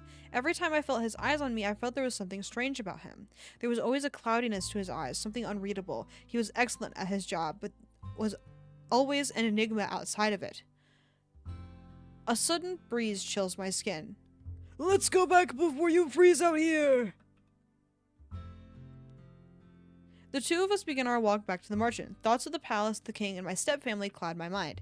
Since I've been staying at the Marchant, I have not seen Rod once. I was never sure if it was because he was ignoring me, or if it was because he only wanted to speak to Parfait. Regardless, I hope Rod and his family are okay. I would never wish this treatment upon anyone, not even to ones I hated. Oh damn. Hated? Holy fuck. You fuck him in a different chapter. As we walk, I glance up at Chevalier, whose head is tilted skyward. I catch the glimmer of lights in his eyes and smile. Even for just a moment, I can forget about everything when I am beside him. He has a way of taking the weight off my shoulders. But as the crown princess, I cannot let others carry my burden for me. I must find ways to protect the others, even if it means putting myself in danger or harming someone in order to protect someone else. What do you think is the easiest and fastest way to kill someone? That's the craziest shit you could ask someone in this moment. I'm in agreement. Chevalier's body goes rigid beside me. He stops to stare at me wide-eyed. I'm just asking in case I'm ever in danger. I have never fought anyone before. I can retaliate, but I don't know how to actually harm anyone. To kill someone is to end a life. It is stealing away a life that others might love. You bear the burden of that death for the rest of your life. Lame ass. I pull myself away from him. But Mithros is not an innocent man. Would you rather he kill the royal family instead? No, it's not that, Princess. I know he must be stopped at any cost. It's just... I would never want you to have to kill someone. How would you know what it was like to kill someone? You've only ever helped people, not hurt them. You saw the soldiers in the clinic today. You saw how close some of them were to death. Did you see the hollow look in their eyes? I have seen that look many times. It is the look of a man who clings desperately to life. Every life is precious. And a life is still a life, whether it's vile or not. It is still a responsibility you have to bear. I know how valuable and fragile lives are because I have helped so many people. We stand quietly for a few moments, facing each other. We could be getting back home, but whatever. I know I am at odds with Chevalier. He speaks the truth, but I also know that I speak my own version of the truth, too. The world is a place where only the strong survive. People are kind, but they will take advantage of those who are too caring. Bria told me that Chevalier was so selfless because he became selfish.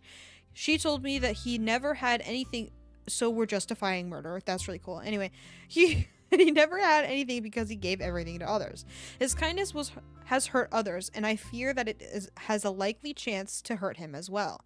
What if his reluctance to hurt anyone causes him to be the one that is injured? Chevalier suddenly breaks the silence. Most people think that the easiest way to kill a person is to stab them through the heart. Those people would be wrong. He puts his hand over his heart and stares dismally at the ground. He removes his hand briefly, only to reach for mine.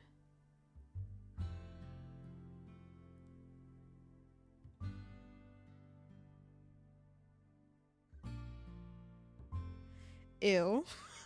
He takes my hand and settles it on his chest slightly to the left. I can hear the beating of his heart. First of all, that's alright, but go off. What's the truth?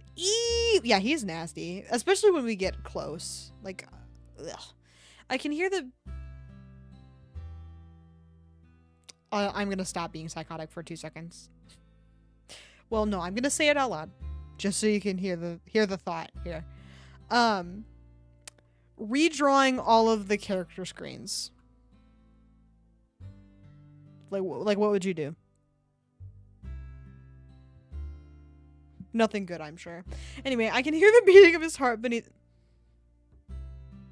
You can hear it? Through your hands? That's crazy. You should tell him about that. He'll be surprised. And want to study you, or whatever. Man, that would have been so cool if he was like... You have an interesting body. Let me study it. Or whatever, you know what I mean? And then they find out that she's a witch or some shit that way. I don't know. Evil, like, mad doctor kind of shit. Oh, man, that would have been way cooler than whatever the fuck is going on right now. It is soft and gentle. What can you feel besides the beating of my heart? The ribs? Yes, in order to stab the heart, you'd have to get through the ribs. That's why most of the soldiers in there who got stabbed in the chest are still alive. If you want to kill someone quickly, you have to stab somewhere where it would be difficult to stem the blood from a wound. Do you have any idea where that might be? Hold on. Let me fucking guess. The neck. The skin on the neck is thinner and you have lots of blood flow underneath the skin going right to your head. It would most likely be easier to slice or pierce something more vulnerable in the neck without running into so much resistance. Chevalier raises an eyebrow. This is like fucking weird. This is a weird ass conversation. What the fuck is going on? Did you happen to pick that up around the clinic? No, I simply guessed. Then you have a bright mind, Princess. I mean... Chevalier moves my hand to the side of his neck. My fingers curl slightly when I feel his heartbeat reverberate against my fingers. This part is where you can find the jugular vein and the corduroid artery. He runs my fingers down the length of it and I shudder. Ugh. I'm kind of freaking out, man. A mischievous smile brightens his face. Not only does cutting the neck at the top stop blood from going to the head. Oh, sorry, I forgot his voice. Not only does cutting the neck at the neck stop blood from going to the head, but it also makes it spurt. Oh, this is nasty. If both the vein and the artery are cut, it takes only a minute to bleed to death. Thus, one of the best ways to kill a person would be through the neck. Why are you telling me all this now? I was just enlightening a new pupil with an anatomy lesson. You asked me a question and I responded as a teacher. Chevalier's fingers loosen on my hand. I grasp his hand tighter in response. Princess, I don't want you to have to bear the burden of a murder. I promise that I'll protect you, so you don't have to defend yourself with violence. I can't use a sword or magic, and I don't know how to fight, but I will always be there to protect you. I may not have an abundance of muscles beneath these sleeves, but I am a doctor. Thank you. That's been the whole fucking arc. No one knows the body better than I, so though it may not be heroic, I know how to hurt a person. Cool. I'm glad. Shh. His sincere expression, though pained, tells me that he is either telling the truth. I fucked that up. He tells me that he is telling the truth. I do not want Chevalier to hurt a person either.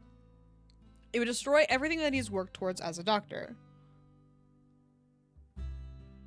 I miss when Carmel would just fucking kill people on purpose as a treat. He has seen so much suffering and yet always seems so untouched by it. I will do anything I can to protect his positivity. Okay. Really quick before we continue. It is 10 p.m. Hold on. We are not quite done with we're not quite halfway done with chapter 9 yet. And we have chapter 10. I don't have work tomorrow. Do you want to keep going so we can do somebody else on Friday, or do you want to finish this on Friday? I'll do whatever.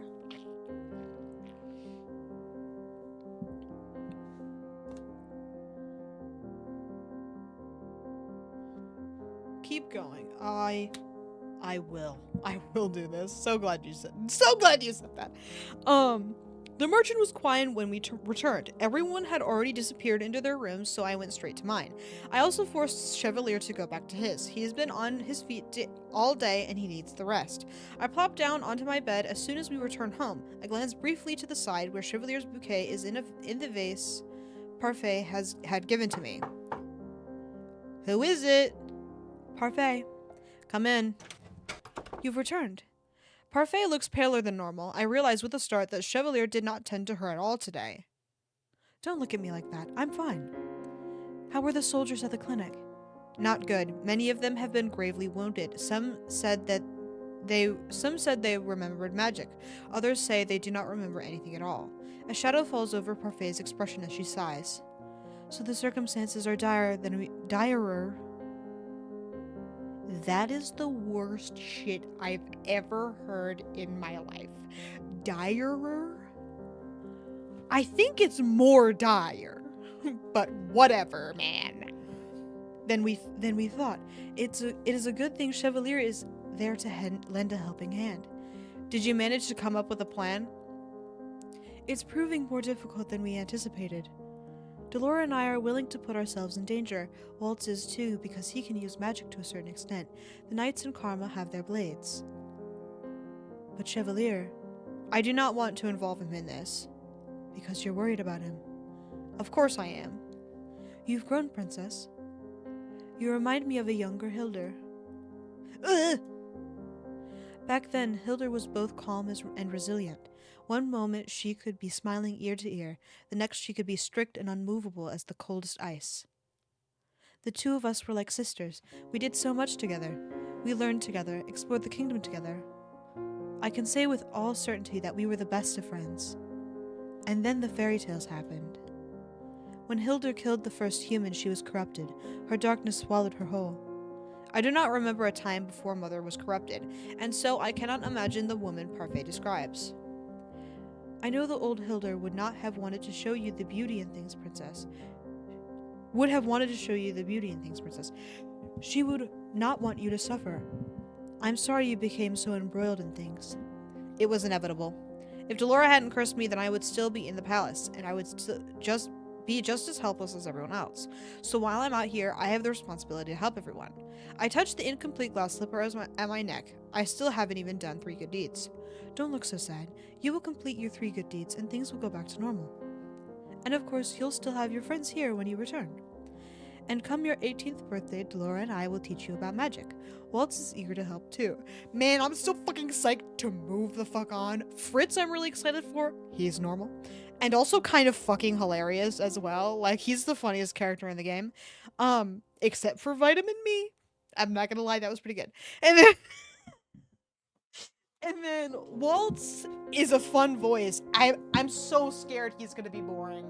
He's the last one. Like, Fritz is next, and then it's Waltz. I'm so scared he's gonna be boring. Anyway. But for now, our top priority is a plan. Rest easy, Princess. Things will work out. It is hard to believe that this problem could be so easily solved, but I will try to believe. When Parfait leaves, I am left to my own thoughts. I hope everyone at the palace is okay, and that they can hold on until we come up with our plan, but I feel like we are already running out of time. Time skip! The earring. Who designed him? I'm just curious. Like, he's nasty. Days go by and I find myself assisting Chevalier at times. Other times I remain at the Marchand to help conceptualize a plan. None of our plans have actually shown any promise yet, but with all our minds put together, we should be able to come up with something. A week later, I find myself standing outside the clinic door waiting for Chevalier. I am sorry to have kept you waiting, Princess. You can drop the title, you know. Wagon, but you are a princess in my eyes. Yes, but you do not need to address me by title. Just my name is fine. Chevalier reaches out to take my hand, and then immediately pulls his hand back, eyes wide. I forgot it. Forgot what? The medicine that I needed for Parfait. Give me a moment, Wagon. Chevalier plants a quick kiss on my forehead before running inside. I stare at the stars as I wait. Is this a good idea? Probably not. I turn, but see no one walking around the plaza. I inch closer toward the door of the clinic as I take another look around. Boo. Varg! I suddenly see the silhouette of a man. He takes a few more steps toward me and then stops in front of me. Varg! I recognize him immediately. His appearance left quite an impression on me last time. Out at night by yourself? Certainly you know that wolves prowl these streets at night. What do you want?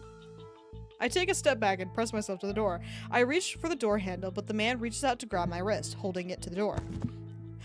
I'd say that my answer to that question is complicated, Princess.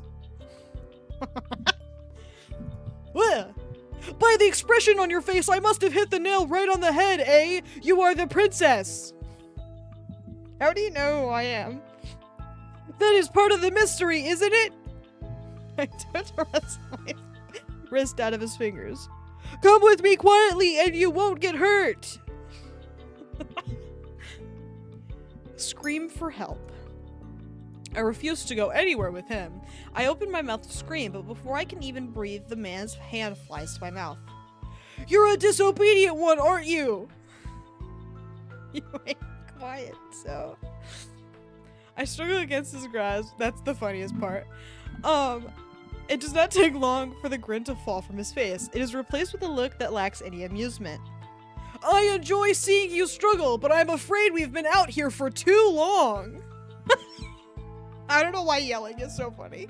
I bang my shoulder against the door and a resounding creak follows my attempt. Ah! No, no more Mr. Nice Guy. The man opens a small vial right in front of my face. Something sweet wafts in the air, and I suddenly feel myself falling into darkness as I collapse.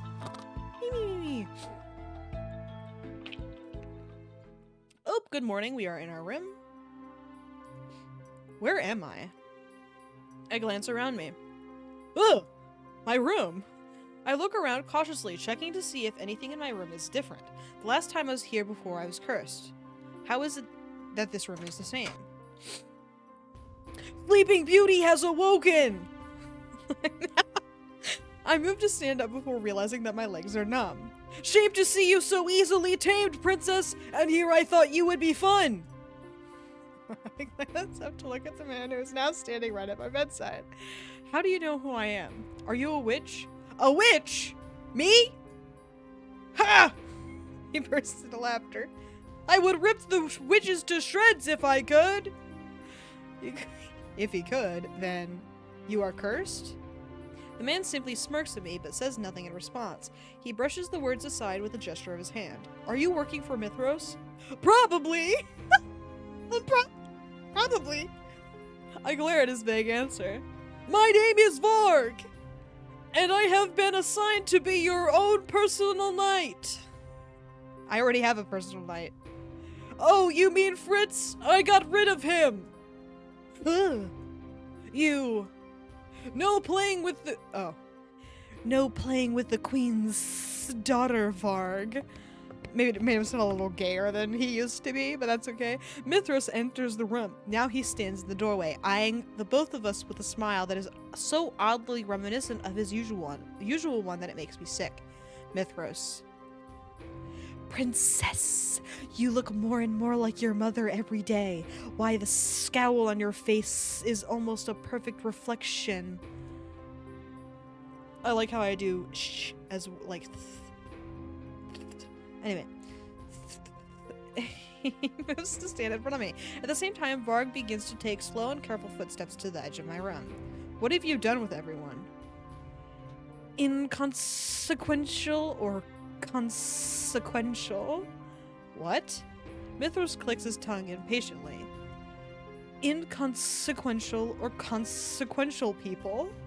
I narrow my eyes at him. I have no idea who he defines as inconsequential or consequential.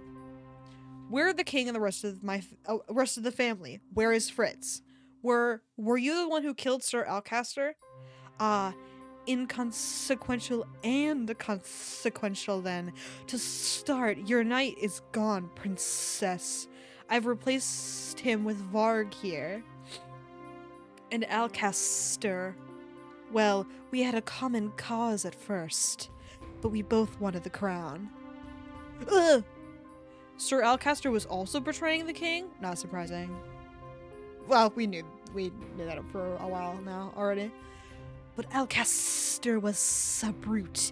He wanted to needlessly kill the royal family and steal the crown for himself. At first, I had thought he was calm and calculating. But it turns out he was just a power-hungry fool. Though I did want to take the crown, I wanted to avoid the bloodshed of certain important people.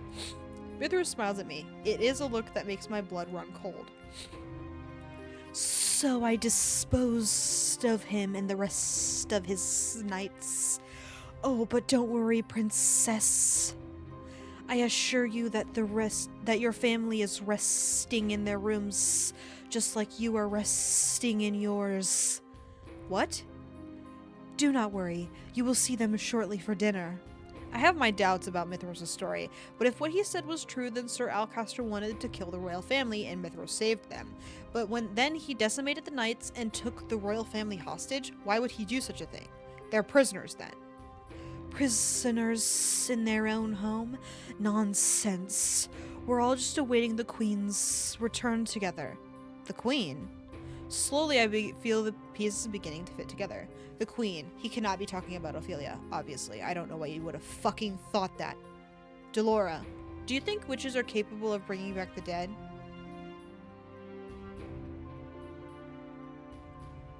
Holy fuck, that's crazy. Ugh! Mother is dead. Is she really? Ugh! You can bring Mother back from the dead? We can, princess. We? The queen has been I hope we get to see her. That would be fucking so oh my god, it's getting so interesting. What the hell? Has been resting for a long time, waiting for you to gain your powers so that you can help her escape her prison. You are not making any sense. I struggled to keep my words from faltering. How is Mother alive? And what does he mean by prison?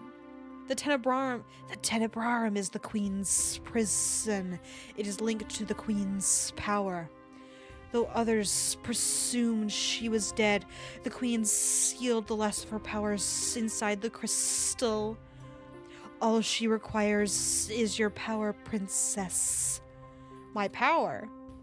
When you become the next bearer, you will have the ability to release the Queen from her prison. My birthday is in a week. That is when I am meant to take on the responsibilities of becoming the bearer, though Parfait and Delora never went into more detail beyond that. You'll finally get to see your mother again, Princess.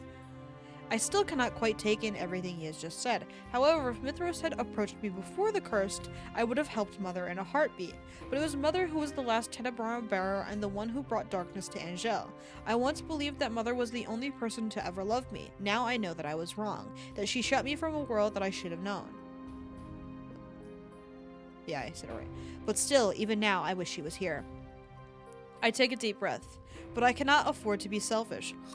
I cannot put anyone else in danger. I will not help you. You don't have a choice, Princess. Why do they keep Oh my god, he's a villain because he's got earrings on the gay ear.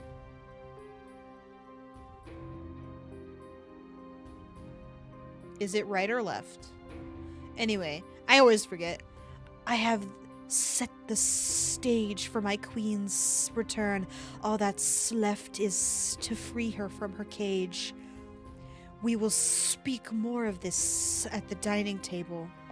Mithros leaves the room, leaving me with Varg. Varg smiles at me beneath his mask, then brings his index finger to the temple of his head and loops it. He mouths the word crazy. A bit of a slang. You said you would tear the witches apart, so why do you serve Mithros? A good question! You are not going to answer me. How perceptive of you, Princess! He smirks at me before following Mithros out the door. I am once again left by myself in the room. Everything Mithros just told me swirls through my mind. My mother, alive, and he killed everyone only to take the crown and keep it for her. A shudder runs through my body. She cannot return. I spend the next hour looking around my room for things that might aid my escape. I know where everyone else's rooms are too, but I have no idea how heavily guarded they are, and I doubt I could help them. I must return to the merchant. I test the window, but it is locked, probably with magic. I should search my shelves. The dolls that used to comfort me can do nothing now. Last I checked my drawers, but there are many things in them. Though there are many things in them, there's nothing that looks like it could help me escape. As I am searching, I come across a box and pause to pick it up. I remember this. It was given to me by my mother with strict instructions not to open it and always keep the key hidden. I search the drawer again for the key. The moment I set the box down, I see a small golden key at the bottom of the drawer. I pick it up and I'm about to open the box when I stop. This is hardly a priority right now. I set the key down next to the box. I should be searching for a way to escape. I turn to see Varg's smiling face at the door. You look like a criminal who's just been caught doing something naughty! Says the criminal himself. Maybe we're meant for each other! I narrow my eyes as he approaches. Behind his back, I can make out the open door. Don't even think about it! You don't want me to pounce you in the hallways, do you? That would be unpleasant! Varg grabs my wrist. I attempt to struggle free, but he holds tight to me. I will be your escort to dinner tonight! I keep my head held high as Varg escorts me from the room. Okay, this is getting a little fucking ridiculous. Sorry, that's why it's good. I like the yelling. I'm a big fan. And it sucks that Fritz hasn't been here at all these past couple routes. Except for when he fucking died, but we don't need to talk. Why? I do not understand. I need to, like, get in contact with the writers of this fucking game so I can figure out who made that choice. That's crazy. Anyway, I need a bit of a break. I also need to run an ad. We're going to keep going. I just need to run an ad really quick. So I will be right back. Everybody sit tight.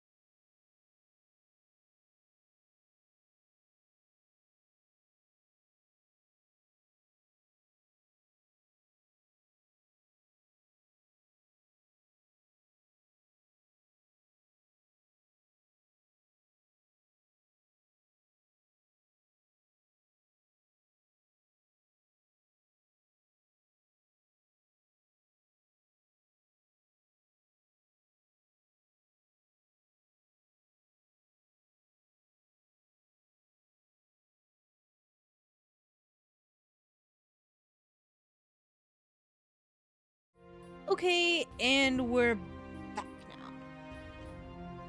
On the way to the dining hall, I glimpsed the rest of the palace. It is mostly empty save for a few soldiers. The soldiers that do stand there have a glazed look in their eyes and look right through me. Thank you, it is good to be back. Puppets! A spell cast by Mithros, Varg does not answer me as he pulls me through the hallway. Hi, dining room. Soon I find myself in the dining. I was gonna say finish myself. It's like, what the fuck does that even mean?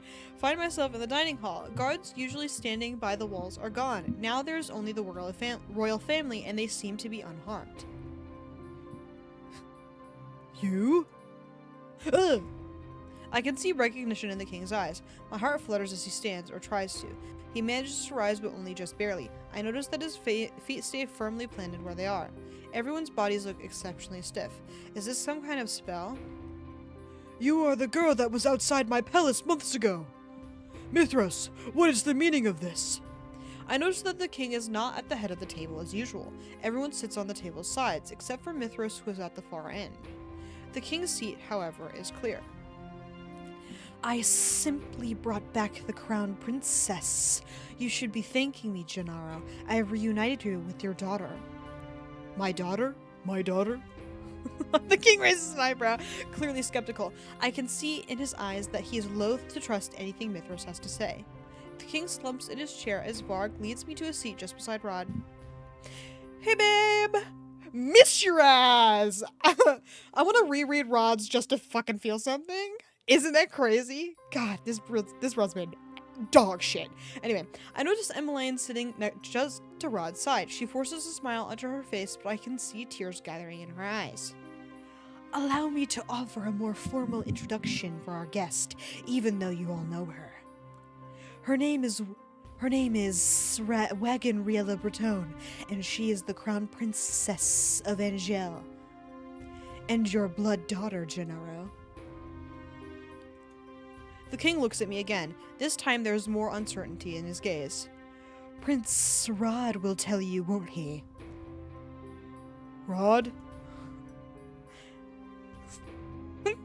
Slay, don't speak. So true. Oh wait, shit, I forgot to read it. I was so excited that he wasn't saying anything.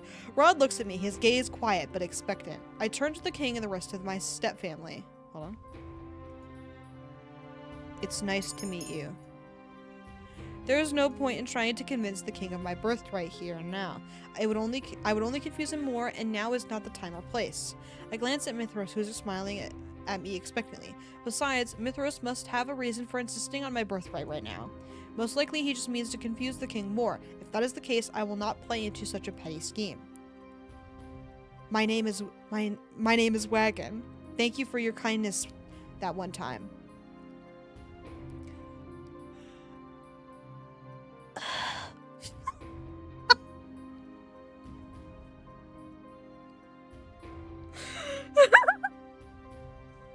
Okay, sorry. Rod looks shocked. I scowl at him before turning to look at Mithras. Mithras' smile has turned into a frown. I feel proud seeing him caught off guard.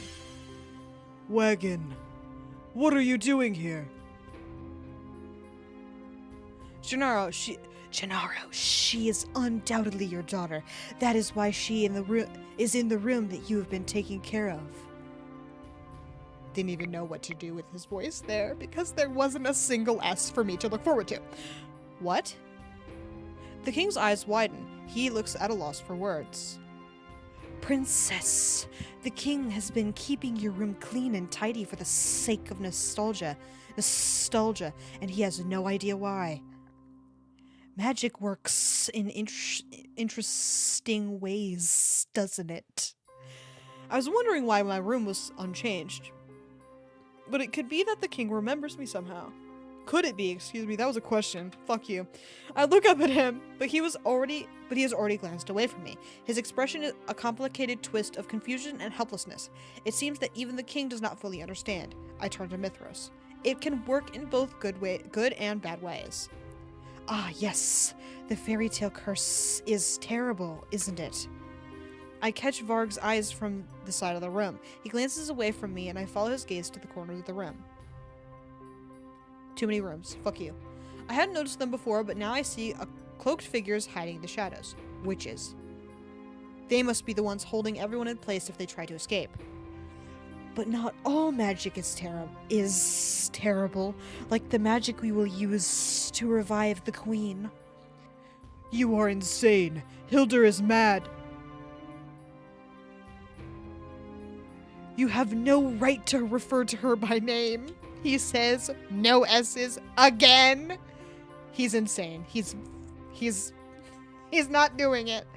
A sudden chill envelops the room. I can feel actual icicles on the table. I pull my hands away. Now, we are going to eat dinner, and we are going to enjoy it. And every day will be just like this until the queen returns. Well, he's a freak. Rod glares across the table at Mithras. Why would we not enjoy dinners together? That's not what I meant. Why go through this charade day after day? I missed his ass. I stare across the table at Mithras, glaring. I already told you before. I had to clear this place of traitors. Alcaster planned on stealing the crown, and I stole it back. But because The time of the Queen's revival is so close. I have decided to keep the crown with me until I can return it to its appropriate owner. Hildur is... Queen Hildur is the true owner of the crown. I thought it best that we all wait out her arrival together. But know this, when my queen demands it, I will kill all of you. I simply refuse to act without her orders. This time, the guards come into the room with food. They set it before us, and we are forced to eat beneath Mithros' watchful gaze. Though I try to spot an opening in the dining hall, I can find no way out. This really is a prison. 2 days pass. I've been searching for ways out and trying to ease more answers out of Varg and Mithros. Neither of them is very forthcoming. Both enjoy speaking in riddles. Varg especially is an enigma. Whenever I try to ask him about Fritz, he smirks at me and remains silent. What? Not going to try and ask me any questions tonight? I'm not going to get any answers from Varg, and it is almost my birthday. I need to find a way out of here. I'm disappointed! You're the only fun I have in here, princess! Maybe if I'm quiet, he will leave me alone. You're just going to be quiet and if you're just going to be quiet and sulk, I guess I should be going. Remember, don't try anything funny. There are knights outside, just outside your door. Varg bows mockingly. He leans down to pat me on the head before he turns and leaves. Bye, Varg. Miss you. I cannot give up. I once again begin my search through the room. Time is running out, and there is nothing that I can do besides search for a way out. But I know that if I leave the room, the knights will catch me immediately. If I had a weapon, I might stand a chance. I put my fingers to my neck and remember what Chevalier told me about it. Sleep. The sound comes from outside my door. It is a woman's voice. The door opens suddenly. Chevalier and Delora are both in my room. Thank God, bro. Well... Actually, no. Fuck you. This has been way more interesting without either one of you. I was going to kill myself. Princess! I'm startled to see Chevalier standing before me, his eyebrows drawn over his eyes with great worry, and beside him stands Delora with her arms crossed. Well, aren't you a sight for sore eyes? We're here to stage a daring rescue! I rush to Chevalier and wrap my arms around him. He puts a hand on the small of my back and smiles down at me. We're going to get you out of here, princess! How did you both get in here? With the power of magic! Dramatic, even at a time like this. The two exchange a look before looking at me seriously. Parfait, Waltz, the Knights, and Karma are all here. We thought we'd just be fighting witches, though. We weren't expecting the Knights. No matter what we said, we couldn't get through to them. They're under a spell. Mithros. He wants to release Mother. Both of them look at me with confusion. What? Mother is still alive, just inside the Tenebrarum, which is the fucking shittiest plotline I've ever heard. Mithros wants to bring her back. That is impossible. The Queen is still alive? Chevalier looks worried, while Delora's expression is more rigid and resolute. We cannot let that happen. I don't know how the Queen would be alive in the first place, but... We'll worry about that later. Right! We have time later to discuss the specifics of everything, but right now we need to get out of here! Right. Everyone is keeping the guards and witches busy for you, Princess.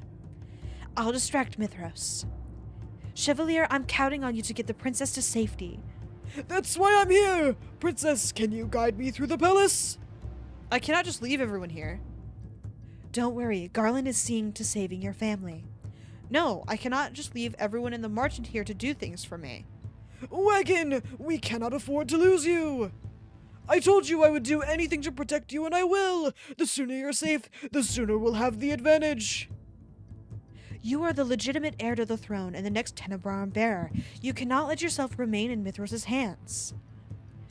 The situation is indeed most dire! So for now, we must hurry!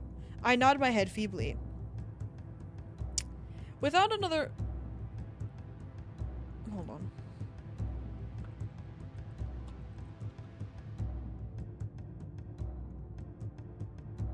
Feebly.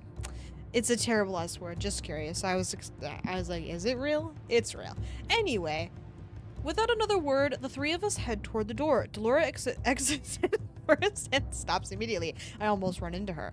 I glance through the doorway and Varg is waiting just outside, holding a blade across Delora's neck. Music. I mean, fuck the magic. Delora holds up her hand and deflects the sword as it slides harmlessly past her neck. Varg slides away, still holding out his sword. His usual smirk is half-hearted at best. Get out of our way. You're awfully demanding, aren't you? Pretty please. No can do, my lady. Shame. Looks like you'll have to destroy that pretty mask of yours along with everything else underneath. Delora holds up her hand and summons a wall of electric orbs. With a flick of her wrist, she sends them rushing toward Varg, who dodges with a surprising speed.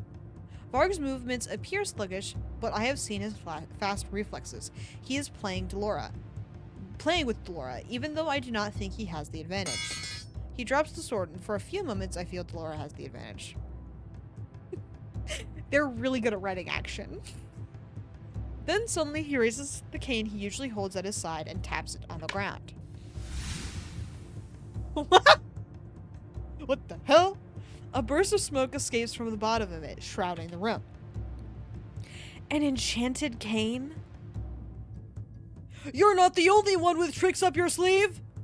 Back for a sec, it's family bonding via putting sheetrock on the basement ceiling. That sounds like an interesting thing to do at this hour.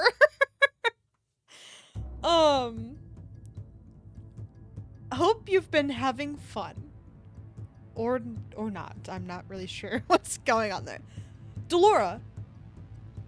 Chevalier, get her out of here! Let's go, princess! Chevalier takes my hand and begins to lead me away. I turn to glance back at Delora and Varg and realize that while Delora is completely on the offensive, Varg does nothing but dodge. It is as if he is trying to buy time for something. I banish the thought from my head as Chevalier pulls me down the hall. How rude! Haven't you heard of chivalry? Also, fun fact, everyone's being passive-aggressive. It's fun. That sounds, sounds like a blast. Also, fun fact, sheetrock heavy. I'm sorry, it's heavy. I hope you are set free soon. It's 10:30. What are they doing all this for? Maybe tomorrow instead, or something. I already said that. I spot Karma, still in his dress, holding a sword out at the man in front of him. When the man lunges, Karma dodges back and grunts as his back comes to the wall. I suppose chivalry is dead then. He steps off to the side as the possessed knight attacks him with his blade. The sword catches his dress, but does not hinder him from stepping forward and aiming a jab with his sword beneath the knight's armor. The knight keels, but the sword does not fall from his hand. Karma looks up at us sharply. What are you doing just standing there? Move! It takes me a moment to realize that just as I was frozen, so too was Chevalier. His face is pale as he grabs my hand again and once again starts rushing me down the other end of the hall. Love you, Karma. Miss you. Even though your arc was a little weird, we can't all be winners. Chevalier's steps are wider than mine and I have to struggle to keep up. It's already sitting near the spot. Can't stop now. Okay. I guess. Anyway, good luck. Thank you. Godspeed out there. I read that. But the further we go down the hallway, the more apparent it becomes that there are too many obstacles in the way. We pass Jurian and Garland as we move too, and they manage to clear a path for us. These knights, will they not stop moving until Mithras is defeated? I hope the king and everyone else is safe. As we pass Jurian and Garland, I tell them where the royal family is, but I have no way of knowing if the words reach their ears in the midst of all the sound. Chevalier? So the stab wounds in the armor that I saw earlier were from the knights themselves, but why would they battle each other? What? The punctures in the armor that we saw at the clinic. The stab wounds in the gut and at the arms. Chevalier's eyes are so distant, it's as if he's looking right through me. They were. We need to keep moving. I take his hand and lead him forward. I do not know what he is talking about, but we can talk about this later. Right now, we have to escape. We are closer to the palace entrance when we see them. A group of knights stand in 2 lines on both sides of the hall, facing each other. At the far end of the hallway stands a gaggle of witches, and between them, Mithros. Good evening. Did you enjoy your stroll around the palace? Chevalier immediately moves to stand in front of me. The cloudiness is gone from his eyes, but what leaves his mouth is not a demand, but a question. How could you do this? How? It was quite easy, actually. You know what I mean! Why would you make the knights fight one another? What a foolish question. Obviously, it is because they are inconsequential. On a stage, some pawns exists as easily replaceable extras. I am interested in goddamn, the sentence is fucked up. In keeping only the actors. Hi Naj, how are you?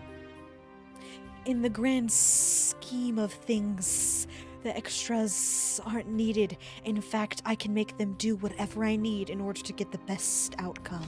He snaps his fingers, and the knights raise their swords. I tense, thinking that the knights are going to turn to us, but they never do.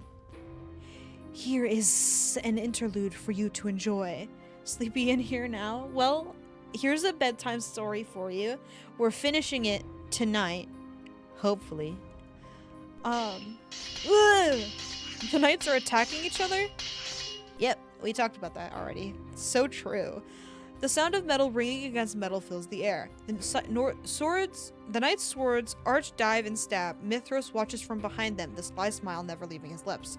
The 2 of us can only stand there, stunned into silence. It isn't long before we can see red. They love to do the blood splatter. It's so goddamn funny. Anyway, the smell of blood begins to linger in the air as swords cut through flesh. Abruptly, I snap to my senses. I attempt to move forward, but Chevalier remains firmly grounded. Chevalier! His name got really goofy, saying it literally once. I heard many things about the doctor working at the clinics. I heard that he was a volunteer who had assisted in helping the injured during the Great War. I also heard that just recently he had been cursed. I knew immediately upon seeing you that you were that volunteer. I suppose it is unavoidable that you and the princess know each other, but to think you would be so close. Chevalier just stares blankly ahead. He looks almost like he is under a spell. His eyes are glazed. I continue to call his name. His eyes follow the sword movements of the knights, and he does not even spare me a glance. Have I unraveled the doctor? This is the dumbest shit I've ever fucking heard. Anyway, happy chapter 10. Nothing is resolved. What is going on? Oh, wait, hold on. Did we win or did we not? It was called not. Oh. Interesting. Chevalier, don't listen to him. Just look at all of these men you cannot save. All of these men dying before your eyes. Chevalier, we have to get away from here. How many people have you really saved in the grand scheme of things? You have no talent. That is why you sought help from a witch. Yes, magic slay. So true. Mithros' voice is oddly calm, and I can feel some sort of presence in the air that is different from normal. A knight plunges a sword through another's gut, causing him to lose his sword. The sword skitters across the floor, gleaming under the moonlight. I look desperately at Chevalier and realize that the magic is already working its way into him. By, like, being upset? Or what the fuck is going on? He does not see anyone except for Mithros, who is still smiling at him from behind all the knights. I glance at the sword, remembering what Chevalier taught me. Mithros is unguarded right now, but I have better judgment than that, and I told Chevalier I was going to steer clear of the burden of taking someone's life. I have a promise to keep. I gazed up at Chevalier and realized that this was how he looked every time he regained a memory, like he was stuck in his own mind. There's only one thing I can think of to get him out of this trance. I clenched my hand into a fist, and I punched Chevalier in the face.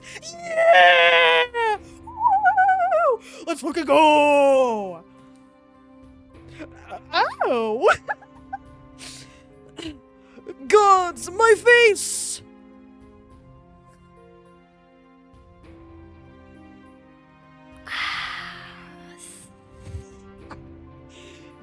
Impossible. Chevalier's eyes clear, and when he looks at me, I can tell he is distraught, but his eyes are seeing the present. Sorry, I've lost you. Slay! It's so true! It's what we want. It's what we wanted to see! I suppose I needed that, didn't I? Chevalier smiles sheepishly. It is fleeting and gone by the time we both turn to Mithros again. Chevalier looks straight past the still fighting knights. If this bothers Chevalier, which it must, he hides it beneath a neutral expression. How did you break my spell? You cannot even use any magic. She didn't break you. She didn't break it with magic. She broke it with the power of love. I stare at him skeptically. We both know that is not true, and I know Chevalier well enough to know that he does not mean that. But Mithros looks furious. Love. As if some fairy tale love could save you from this Predicament, LMAO. princess. You're a witch. We feed off negativity, off of chaos and loathing. Love serves us no power. Life is about balance. Wagon taught me that. And though I might not be able to uphold a balance of negatives and positives myself, I'm at least going to try. You could try to do the same. Maybe look beyond your depressing life and start reaching for something that gives you happiness. Something that would plummet you back into the same darkness. Mithros snaps his fingers and the knights all freeze. Then they turn to us, swords raised. I do not need to be lectured by some lovesick fool. By all means, cling to your love. I will show you how fragile it is. Witches do not need love. Mithros... Slay sound effect. Mithros holds out his hands, and the knights begin their steady, deadly march towards us. Chevalier takes my hand and pulls me back, but I see my opening in the narrative.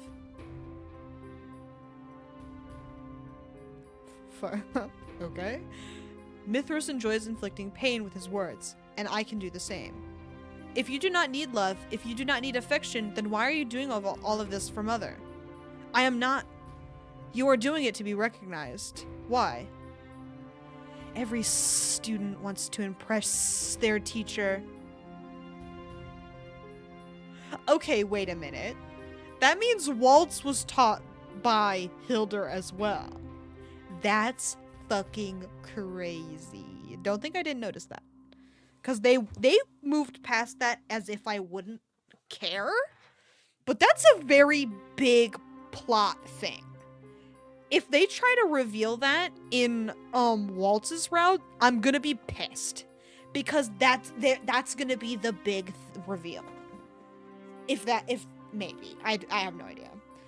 His words are calm, but there is a desperation in them. Mother was Mithros' teacher. I had thought he was just reviving her as another witch, but... Okay. We're revealing it right now. They won't do it in Waltz's arc. Thank God. Do you know Mithros?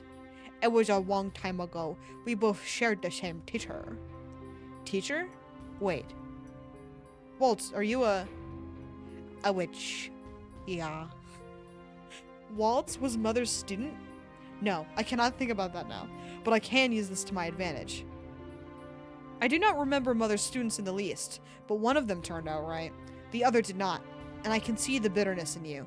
It is the same bitterness I held, only yours goes deeper. You will not sway me with your foolish words. The knights begin to rush us. Their run is more of a pathetic shuffle given the harmed state that they are in, but this does not slow them down. We are going to run! But Trust me, princess. I will protect you no matter what happens. he grabs my hand and we wait. I can see Chevalier's eyes darting around as he searches for an opening. I can feel the pulse of his quickened heartbeat through his hand, and I know he is panicking. Gold?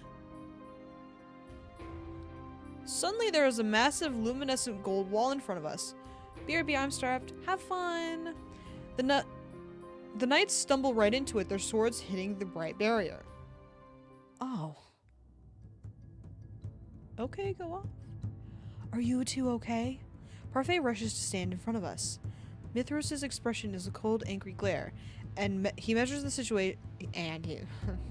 He measures the situation with critical eyes, and then he turns away and begins to dart down the hall. Ugh.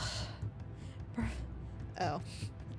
This is not an annoyed ugh. It was a I'm dying ugh, but whatever. Parfait collapses to one knee, arms still outstretched to maintain the barrier.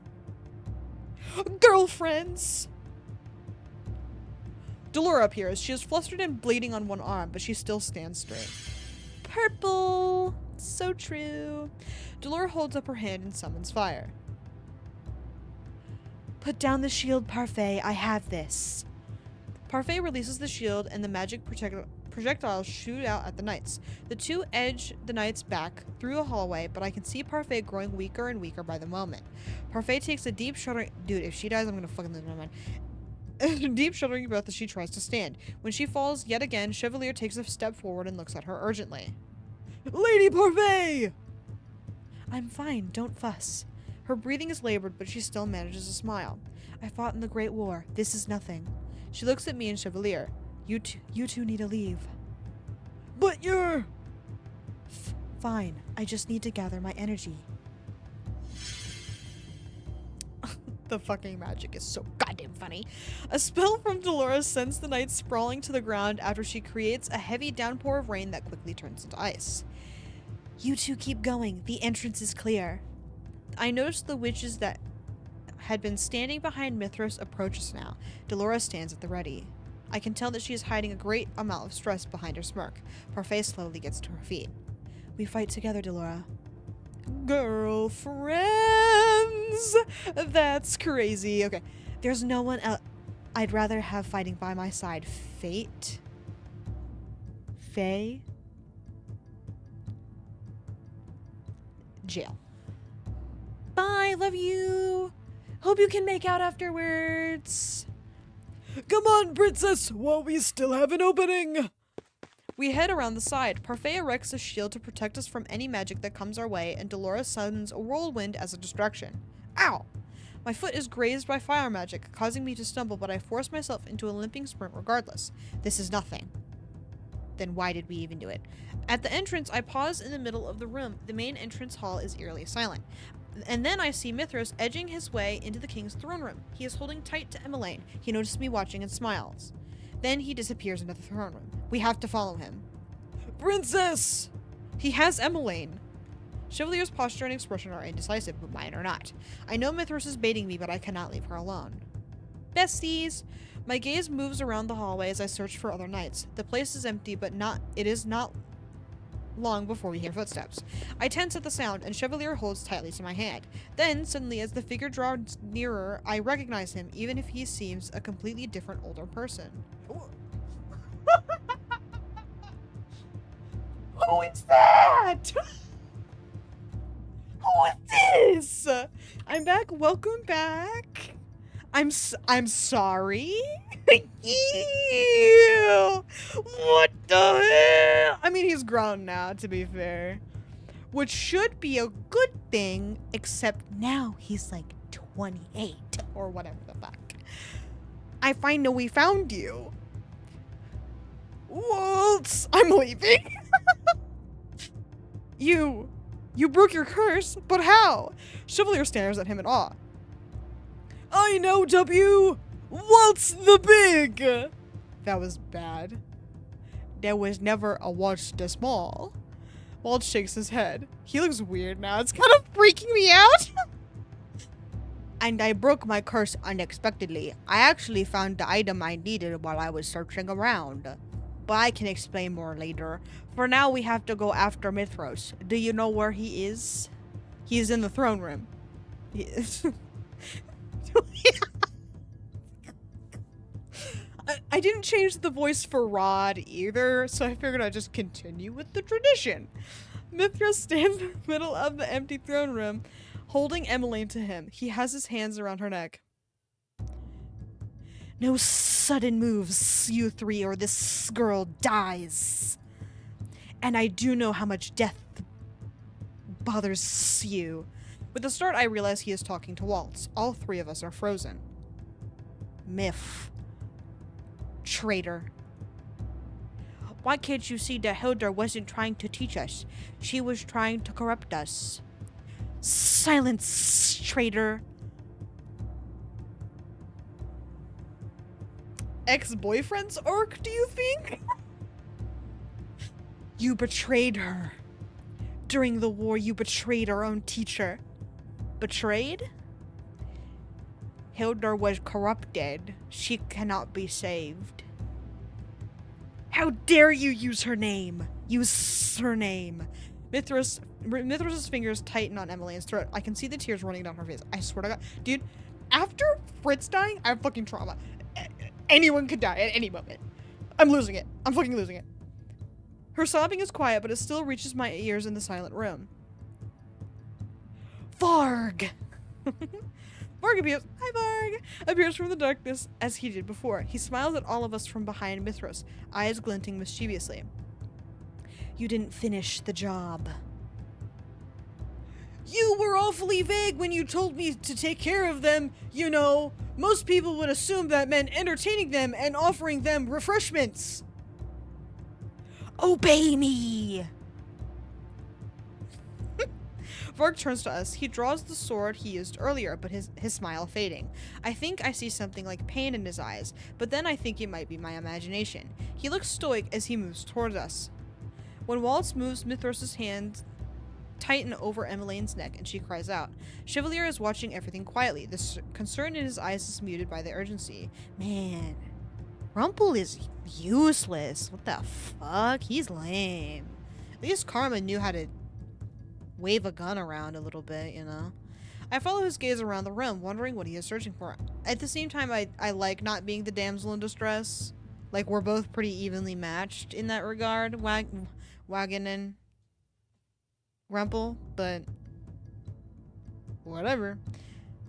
Myth, is it? You were injured during the Great War. I attended to you once. Stabbed in the stomach. You needed stitches for it. I feel Mithras' confusion before I see it. For just a few moments, though, his gaze is centered on Chevalier, his eyes probing him for information. No one came for you. Your teacher must have thought you were too weak, that you would die.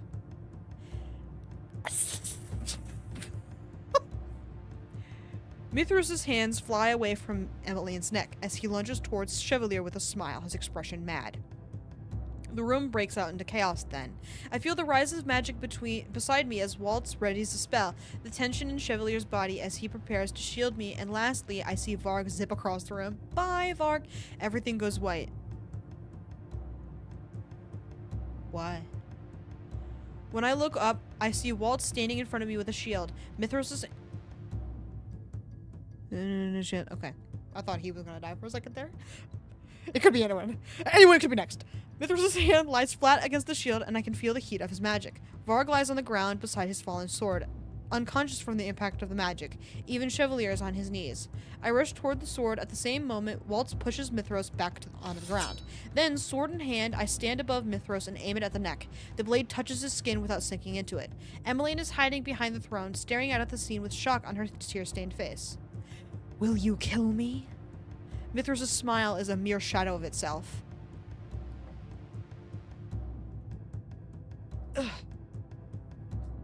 You saw the soldiers in the clinic today. You saw how close some of them were to death. Did you see the hollow look in their eyes? I have seen that look many times. It is the look of a man who clings desperately to life. Every life is precious, and a life is still a life, whether it's vile or not. It is still a responsibility you have to bear. I know how valuable lives are because I have helped so many people. That desperation is in Mithras' eyes now, a man that clings to life. It would be so easy to slice his throat. I've seen so much bloodshed on this night, and it was all caused by Mithras. If I kill him, I can stop all of it. But that would make me no better than Mother. I drop the sword. Mithras actually stops to stare at me in shock. I am not like Mother. I will not kill you for revenge. No sooner have I said the words, I feel a sudden heat at the back of my chest. Heat at my chest. My hand instinctively reaches up to grab the necklace around my neck. And then there is a bright light. Another one. Another one. Another one. Another one. When the light clears, a new sort of light catches my eyes. Shoes. I stop to stare down at my feet, which are in glass slippers that shine so brightly they sparkle even in the dim light. Ugh! Another one. But I returned. My arms hurt. Oh, I'm sorry, but I'm glad you're back just in time to see us get our final good deed. We didn't kill Mithras, which was kind of lame. Anyway, but I have no time to admire the shoes or the weight that has fallen off my shoulders. I barely recognize that the fairy tale curse has been broken. Emmeline rises from behind the throne and screams. Wagon, watch out! I don't remember her voice. Mithras grabs the sword with his hand, turned it around, and is aiming it at my chest. It hits a barrier. Oh my god, she's gonna fucking die. Parfait stands beside me once more, her face devoid of any color. I did not see her rush in here. She takes a step forward as if to shield me. Out of my way! Mithras I'm getting his voice, like, now. I'm pinning it down. It's been ages. Mithras draws the sword back and plunges it again at the shield. This time the blade is coated with darkness. It pierces the already flimsy shield, and the blade goes...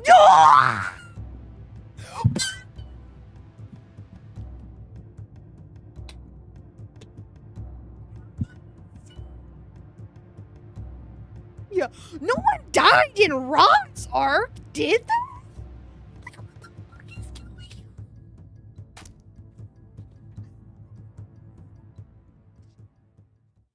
on? Rumpel route 6! Yeah, because, like, not... Okay, because at least in Karma's route, we didn't know Fritz very well. We met him in Chapter 1, and that was kind of it. And then he came back and then died. That was kind of whatever. Parfait hasn't been in Rod or Karma's arc, and she's been here quite a bit. We haven't gotten to know her at fucking all, but still, you know what I mean? Like, huh?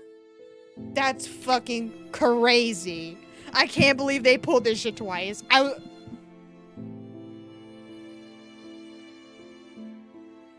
Who are they gonna kill next? I can't fucking believe this. Parfait! Parfait grabs the blade and narrows her eyes at Mithras. I'm sorry Hildur did not appreciate you. Something swells inside of me as I stare at Parfait. The sword is impaled in her, and I can see her eyes go glassy. I cannot speak, cannot breathe. Waltz rushes forward with his magic and pins Mithras forcefully to the ground. He raises his hand, but it never comes down in time. A sword strikes past his shoulder, right at Mithras' neck. Good. Goodbye. Fuck you. When I turn, it is Chevalier that is holding it. His body shakes as tears run down his cheeks. The first good thing this dude has done has been killed this man. Mithras holds his neck as Chevalier holds up the blade and throws it behind him. Out of the corner of my eyes, I catch movement that can only be Varg, but I do not care.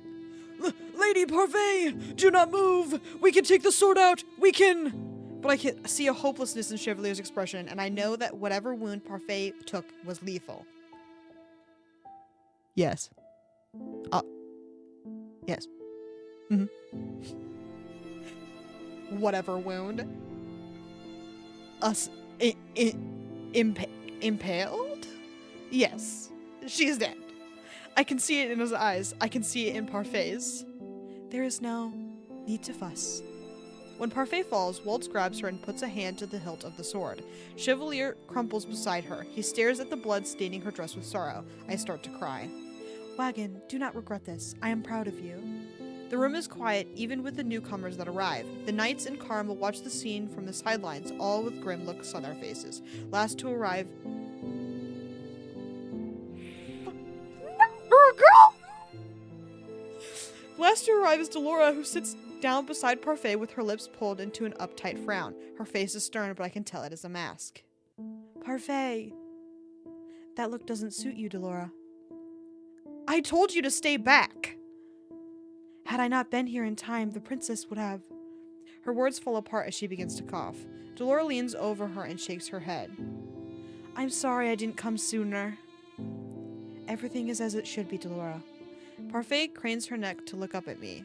You can't just call her a fucking nickname and then have her die. Like, that's crazy. Anyway, wipe away your tears, Wacken. What you did was a good deed. You spared a man's life. But life is not a fairy tale. Humans are good and bad. No, it isn't. But is that really the fucking moral of the story, bro? Anyway, but the fear of death makes a life even more valuable. Do not worry, princess. I chose this. Parfait smiles. It is mystifying to see her smile when her body is slowly crumbling away in Waltz's grasp. Parfait's body is what gives out first. Her eyes go next. They remain focused on me, still smiling.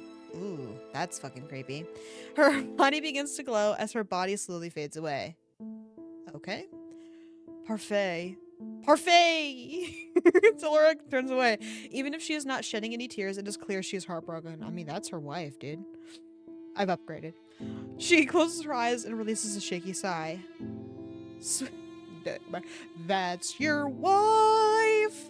Don't downgrade it to friend. Man, fuck this route. I agree. Not a single good fucking thing has happened this route. At least with Fritz, it was a little weird and kind of fucked up that happened, but we don't know him yet because we haven't done his route. Parfait, she's been a character. We know her. Kinda. Like, it's... Again, we do not get to know them very well, but still. Sweet dreams, my friend. I do not know how long we all stay in that room, mourning the loss of Parfait. Karma, Jurian, and Garland eventually spread out to search for any remaining danger. At some point, they returned with the king and the rest of the family. My reunion with my family is half-hearted. I do not know what to say to the people that I hated only months ago. Despite the quiet, they all take me in with open arms. The king stays by my side long after the others have left. Karma and the knights return to the margin to tell the others the news. Waltz goes to search the palace for any remaining resistance. Only Delora, Chevalier, the king, and I remain. Chevalier cries. I have never seen him cry before, but his heartbreak is my own. What happened was a nightmare, but it eventually ended. Last night, Varg escaped the throne room. No one saw where he disappeared to in all of the chaos. I am beginning to believe that his faint was a trick. Bit of a slam. Since the night had left everyone so tired, we were offered rooms at the palace. I came to my room with Chevalier, where the two of us attempted to comfort each other with words. Chevalier was especially shaken, being the one to kill Mithros. He was in tears for a long time. I am pretty sure that I must have fallen asleep sometime when we were talking, but I am lying in my bed underneath my covers, and though I think for a few moments that it must be a figment of my imagination, it is not. Ew. Ooh, he's nasty. Get this man out of here. Chevalier is definitely lying right next to me, sleeping beneath those same covers. If he opens his eyes, I'm gonna fucking lose my mind. How did this happen? I put off the recollection of the previous day to stare at Chevalier's face. His glasses are off, and without him, his face seems strangely empty.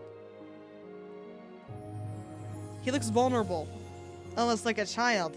Blech. Except his features are too handsome for that. Well, interesting way to put that. Ugh! What am I thinking? I slowly put my hand to his cheek and flinch when his eyebrows crease. Ew. You're disgusting! Get out of my bed! I am 17 years old and you're a grown man. Ugh. Gun, so true. Kill his eyes. Moments later, his eyes open. They are foggy this early in the morning. What is this? Have I been awoken by my princess? Usually it is the princes that awaken their princesses. Know that shit. I will always wonder how he manages to keep smiling like this. Even when he is in pain, he forces a smile. But you are no prince, and I am not some damsel princess. Chevalier closes his eyes again and sighs. There is only one way to break the spell of sleep. Goofy ass. Vitamin B! Anyway, I flush as his lips curl into a mischievous smile. Still, his eyes do not open. I think about what happened last night. Parfait and Mithras' death, Varg's escape, everyone else's heartbreak. Before I have to relieve the burden, I can afford to lose myself in some happiness. I lean forward to kiss his smile. I break away from Chevalier, startled. Princess?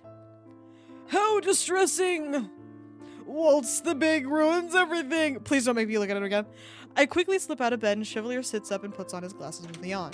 Ew. Good morning, Princess. And his eyes widen when he sees Chevalier. Are you so tired that words have abandoned you, Waltz? I don't like seeing him large. It's very weird. He's kind of slutty, though. Oh, yo, check him out. Also, he is Catholic, which is very funny. Wow. No, I wanted to see if the princess was doing okay. If you were both alright, actually. Why is he being, oh shit? Apparently, he's Catholic, never mind. He's a slutty Catholic. The best kind of Catholic to be. If I had to pick. Anyway, he broke his curse out of left fucking field, like, off to the side. We didn't see it at all. We had nothing to do with it. It was fucking crazy. Anyway. He pauses to look at us, his eyebrows furrowed in thought. Though I can imagine just how tongue-tied you must be. You should speak if you have something to say. Walt sighs. I didn't want to bring this up so soon, but it's been on my mind the whole night. It's just, you did have to kill Myth. That was my job. Your job! I doubt that. Besides, I didn't want to kill him. It was a reaction. Yeah, what did I miss during the drywall event? You know, I think that was about it. The middle shit was all kind of stupid. We punched him. Were you gone for that? Let me check. Yes, you were gone for the punch. Rumpel was being spell casted on by Mithras. And then we punched him to get him out of it. I didn't have a choice. We just did it, and it was great. And then Parfait fucking died. But yeah, that was it. Just the punch, I think. That was the most significant event. Because this has been fucking heinous. This has been the worst route of all time. That's crazy. Can't believe they did that shit. The room goes silent for a few moments as Chevalier stares down at the floor. He told me before that lives were valuable. That is why I tried to save Mithras, but in the end, my sparing his life forced Chevalier to carry the burden of his death. He has already told me that it is not my fault. Parfait said that what I did was a good deed, but still, killing Mithras saved us more casualties. I hope I can convince Chevalier of that. Most likely he will wrestle with that guilt for a long time. I turn my attention back to Waltz and will the questions to the back of my mind for the time being. Waltz, there are questions I need to ask you. About how he broke his curse, about Mother being his teacher, about Mithras. There's so much to ask him, and I do not know where to start. We have plenty of time for explanations now, Princess. After your birthday, Delora and I will pick up your magic education, but for now, you shall rest. If we killed him, would we have saved Parfait? I'd like to think so. And arguably, that would have been the best course of action, but here we are. I'll give you the full story of my apprenticeship and curse another day. But Princess, Chevalier, I just thought I'd let you know that when Parfait came into this battle, she expected to die. She told all of us that when we were sitting around trying to plot a rescue plan.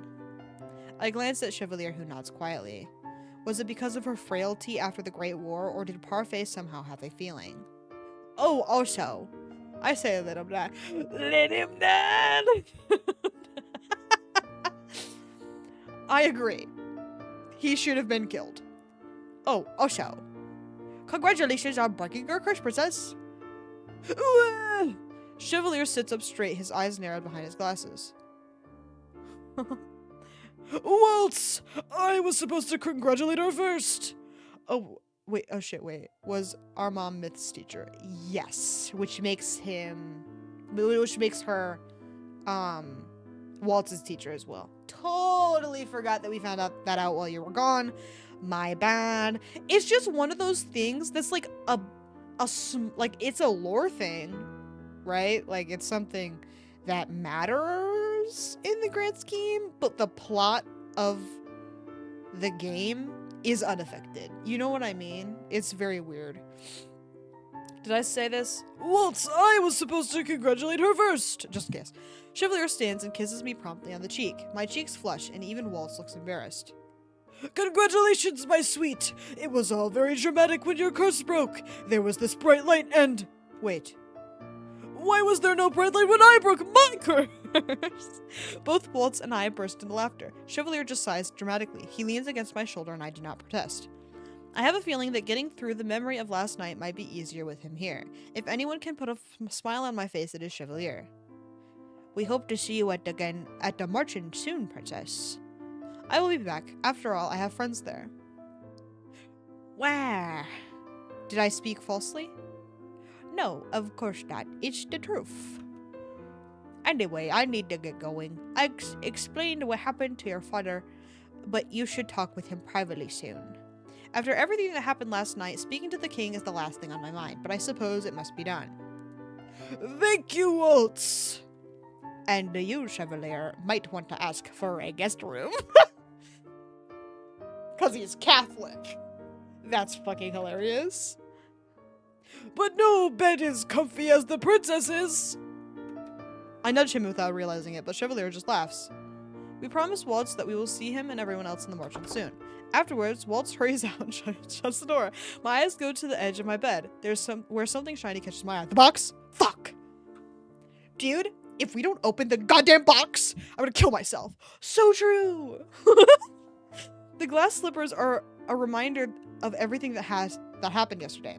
Of the fact that life goes on beyond just black and white. Good and evil are subjective.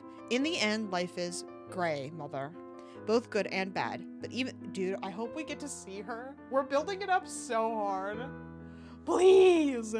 Anyway, even though fairy tale endings cannot exist. Okay, not to be like this, but I have worked hard. Dear Lord Wagon, shut the fuck up! Yeah. I mean, to be fair, you told me to keep going, so. Whose fault is it really? I still want to live my life whatever else. Mithras centered his life around a single person. He was selfish. I will become someone better than him. Thinking about Mithras makes me remember something. Chevalier, yesterday you said that you took care of Mithras during the Great War. That no one came for him. Was that true? I don't know, Wagon. He acted like it was, though, wasn't it? I didn't know it was going to be an extra hour and a half, to be honest. That's true. I kind of figured it was going to be this way. So you never knew Mithras? No, I didn't know him at all. I don't know if I would have been able to strike him down if I did. I don't know what burden he carried, but it seemed heavy. I only guessed at what I could say to distract him. I'd heard rumors of a strong witch that been abandoned for many years. That may have been him. It might not have been. So deception exists in everyone, but it is not entirely what Mother said it was. Time skip. My birthday is tomorrow. I sit in the throne room speaking to my father, who has listened to my tale with patience. When it is over, he looks at me sadly.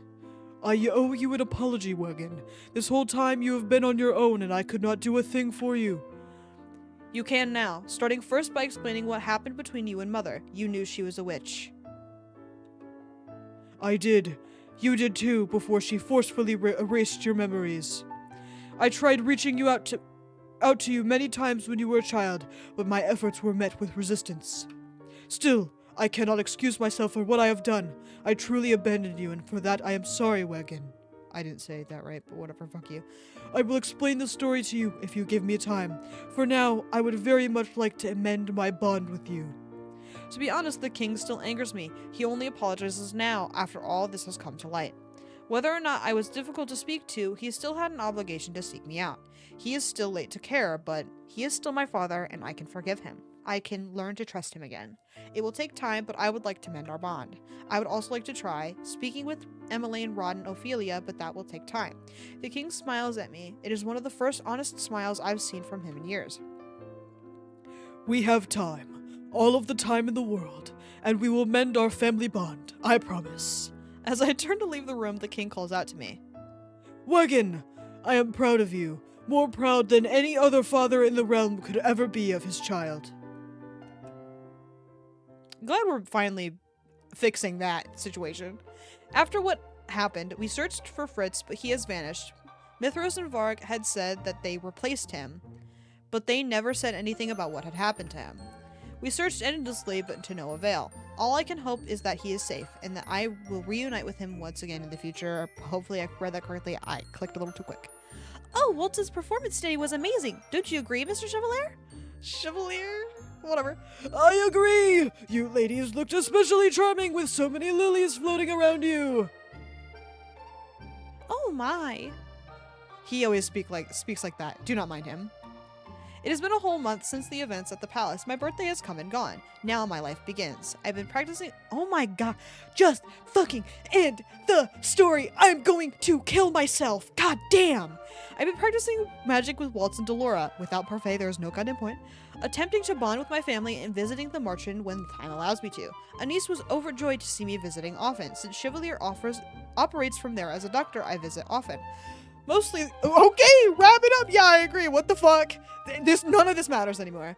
Mostly, though, he clings to me like a leech. Oftentimes, I find him in my bed when I could have sworn he was sleeping in the other room for the night. Sometimes at night, he has nightmares of blood on his hands and of Mithros' death. And at those times, I am glad to be sitting right beside him, so I can promise him that things are all right. As for the fairy tale curse, I have no idea what can put up with you. Rod's voice comes out from between his lips. Now he can actually speak. Since the fairy tale curse was tied to Mother's still living soul in the crystal, her disappearance and my taking her place immediately caused the root to vanish. I have been working for days to break everyone's fairy tale curse with magic, and when I am done, no one in this kingdom will have to suffer from it ever again. And now the Marchen is not just a place reserved for the cursed, now it is open to the public. Wagon enjoys it though. She finds my poetic weavings to be the best in the kingdom. What he means to say, fuck. Go back. What he means to say is I can only put up with them because of our relationship. Loving someone so much you could put up with their nonsensical poetry. I thought you were the nice one, Princess Emmeline. No, she has a point. Emmeline focuses her attention on a musician standing off in the distance. She points excitedly, then rushes after them, pulling her brother with her. Her guards follow. Ever since the incident at the palace, we have had more security. I do not blame the king, though it can be tiring at times. Luckily, he is more lax with me. When I told him Chevalier was going to be with me, he settled with having Emmeline and I share guards. So I get to be alone with Chevalier often, which doesn't make any goddamn sense. He can't do shit. He's a pussy bitch boy who can't handle anything. Father was wary of him at first, until he found out he was a renowned doctor. Now he and Chevalier get on well enough. Chevalier takes a step close to me, and I place my hands around his arm. Ugh. They're so nasty! I am no prince, nor am I a knight in shining armor. I am just a we have been through all this. I am just a doctor who has been blessed with the most beautiful woman in this world.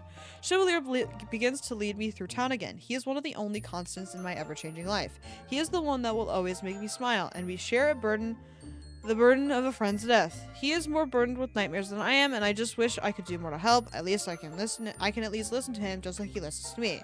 No matter the burden, it can be overcome. Wagon! Yes? I love you more than anything in this world. I love you too. When did I have this emote? Damn! Dilfa mode? Hell yeah! That's what it's all about. That's so fucking good. I want a Dilfa emote. We probably wouldn't use it, but imagine. We share one kiss, ignoring the spectators in the town with a shared smile. Then we follow after Emmeline. And then we end the... Thank you! Thank you! God damn! Script writer? Okay. We need to have a talk! I'm closing the game. Fuck you. Yes, I want to quit. Wait. No, I don't want to quit. Or do I? I do. I do want to quit. Goodbye. Fuck you. I finished. Good night. Shh. Shut the fuck up. Shut the fuck up. God damn, that game is so fucking frustrating near the end. That's crazy. Anyway, it is really late. Gotta make sure it's really over. And thank God it is. So I think next is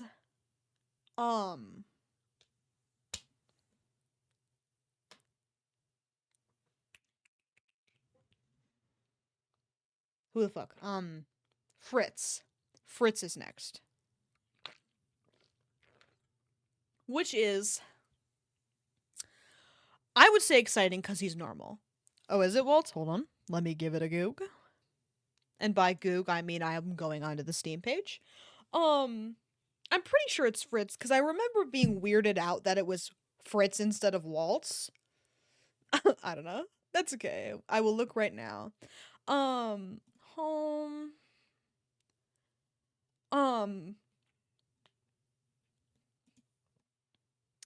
Store page, please.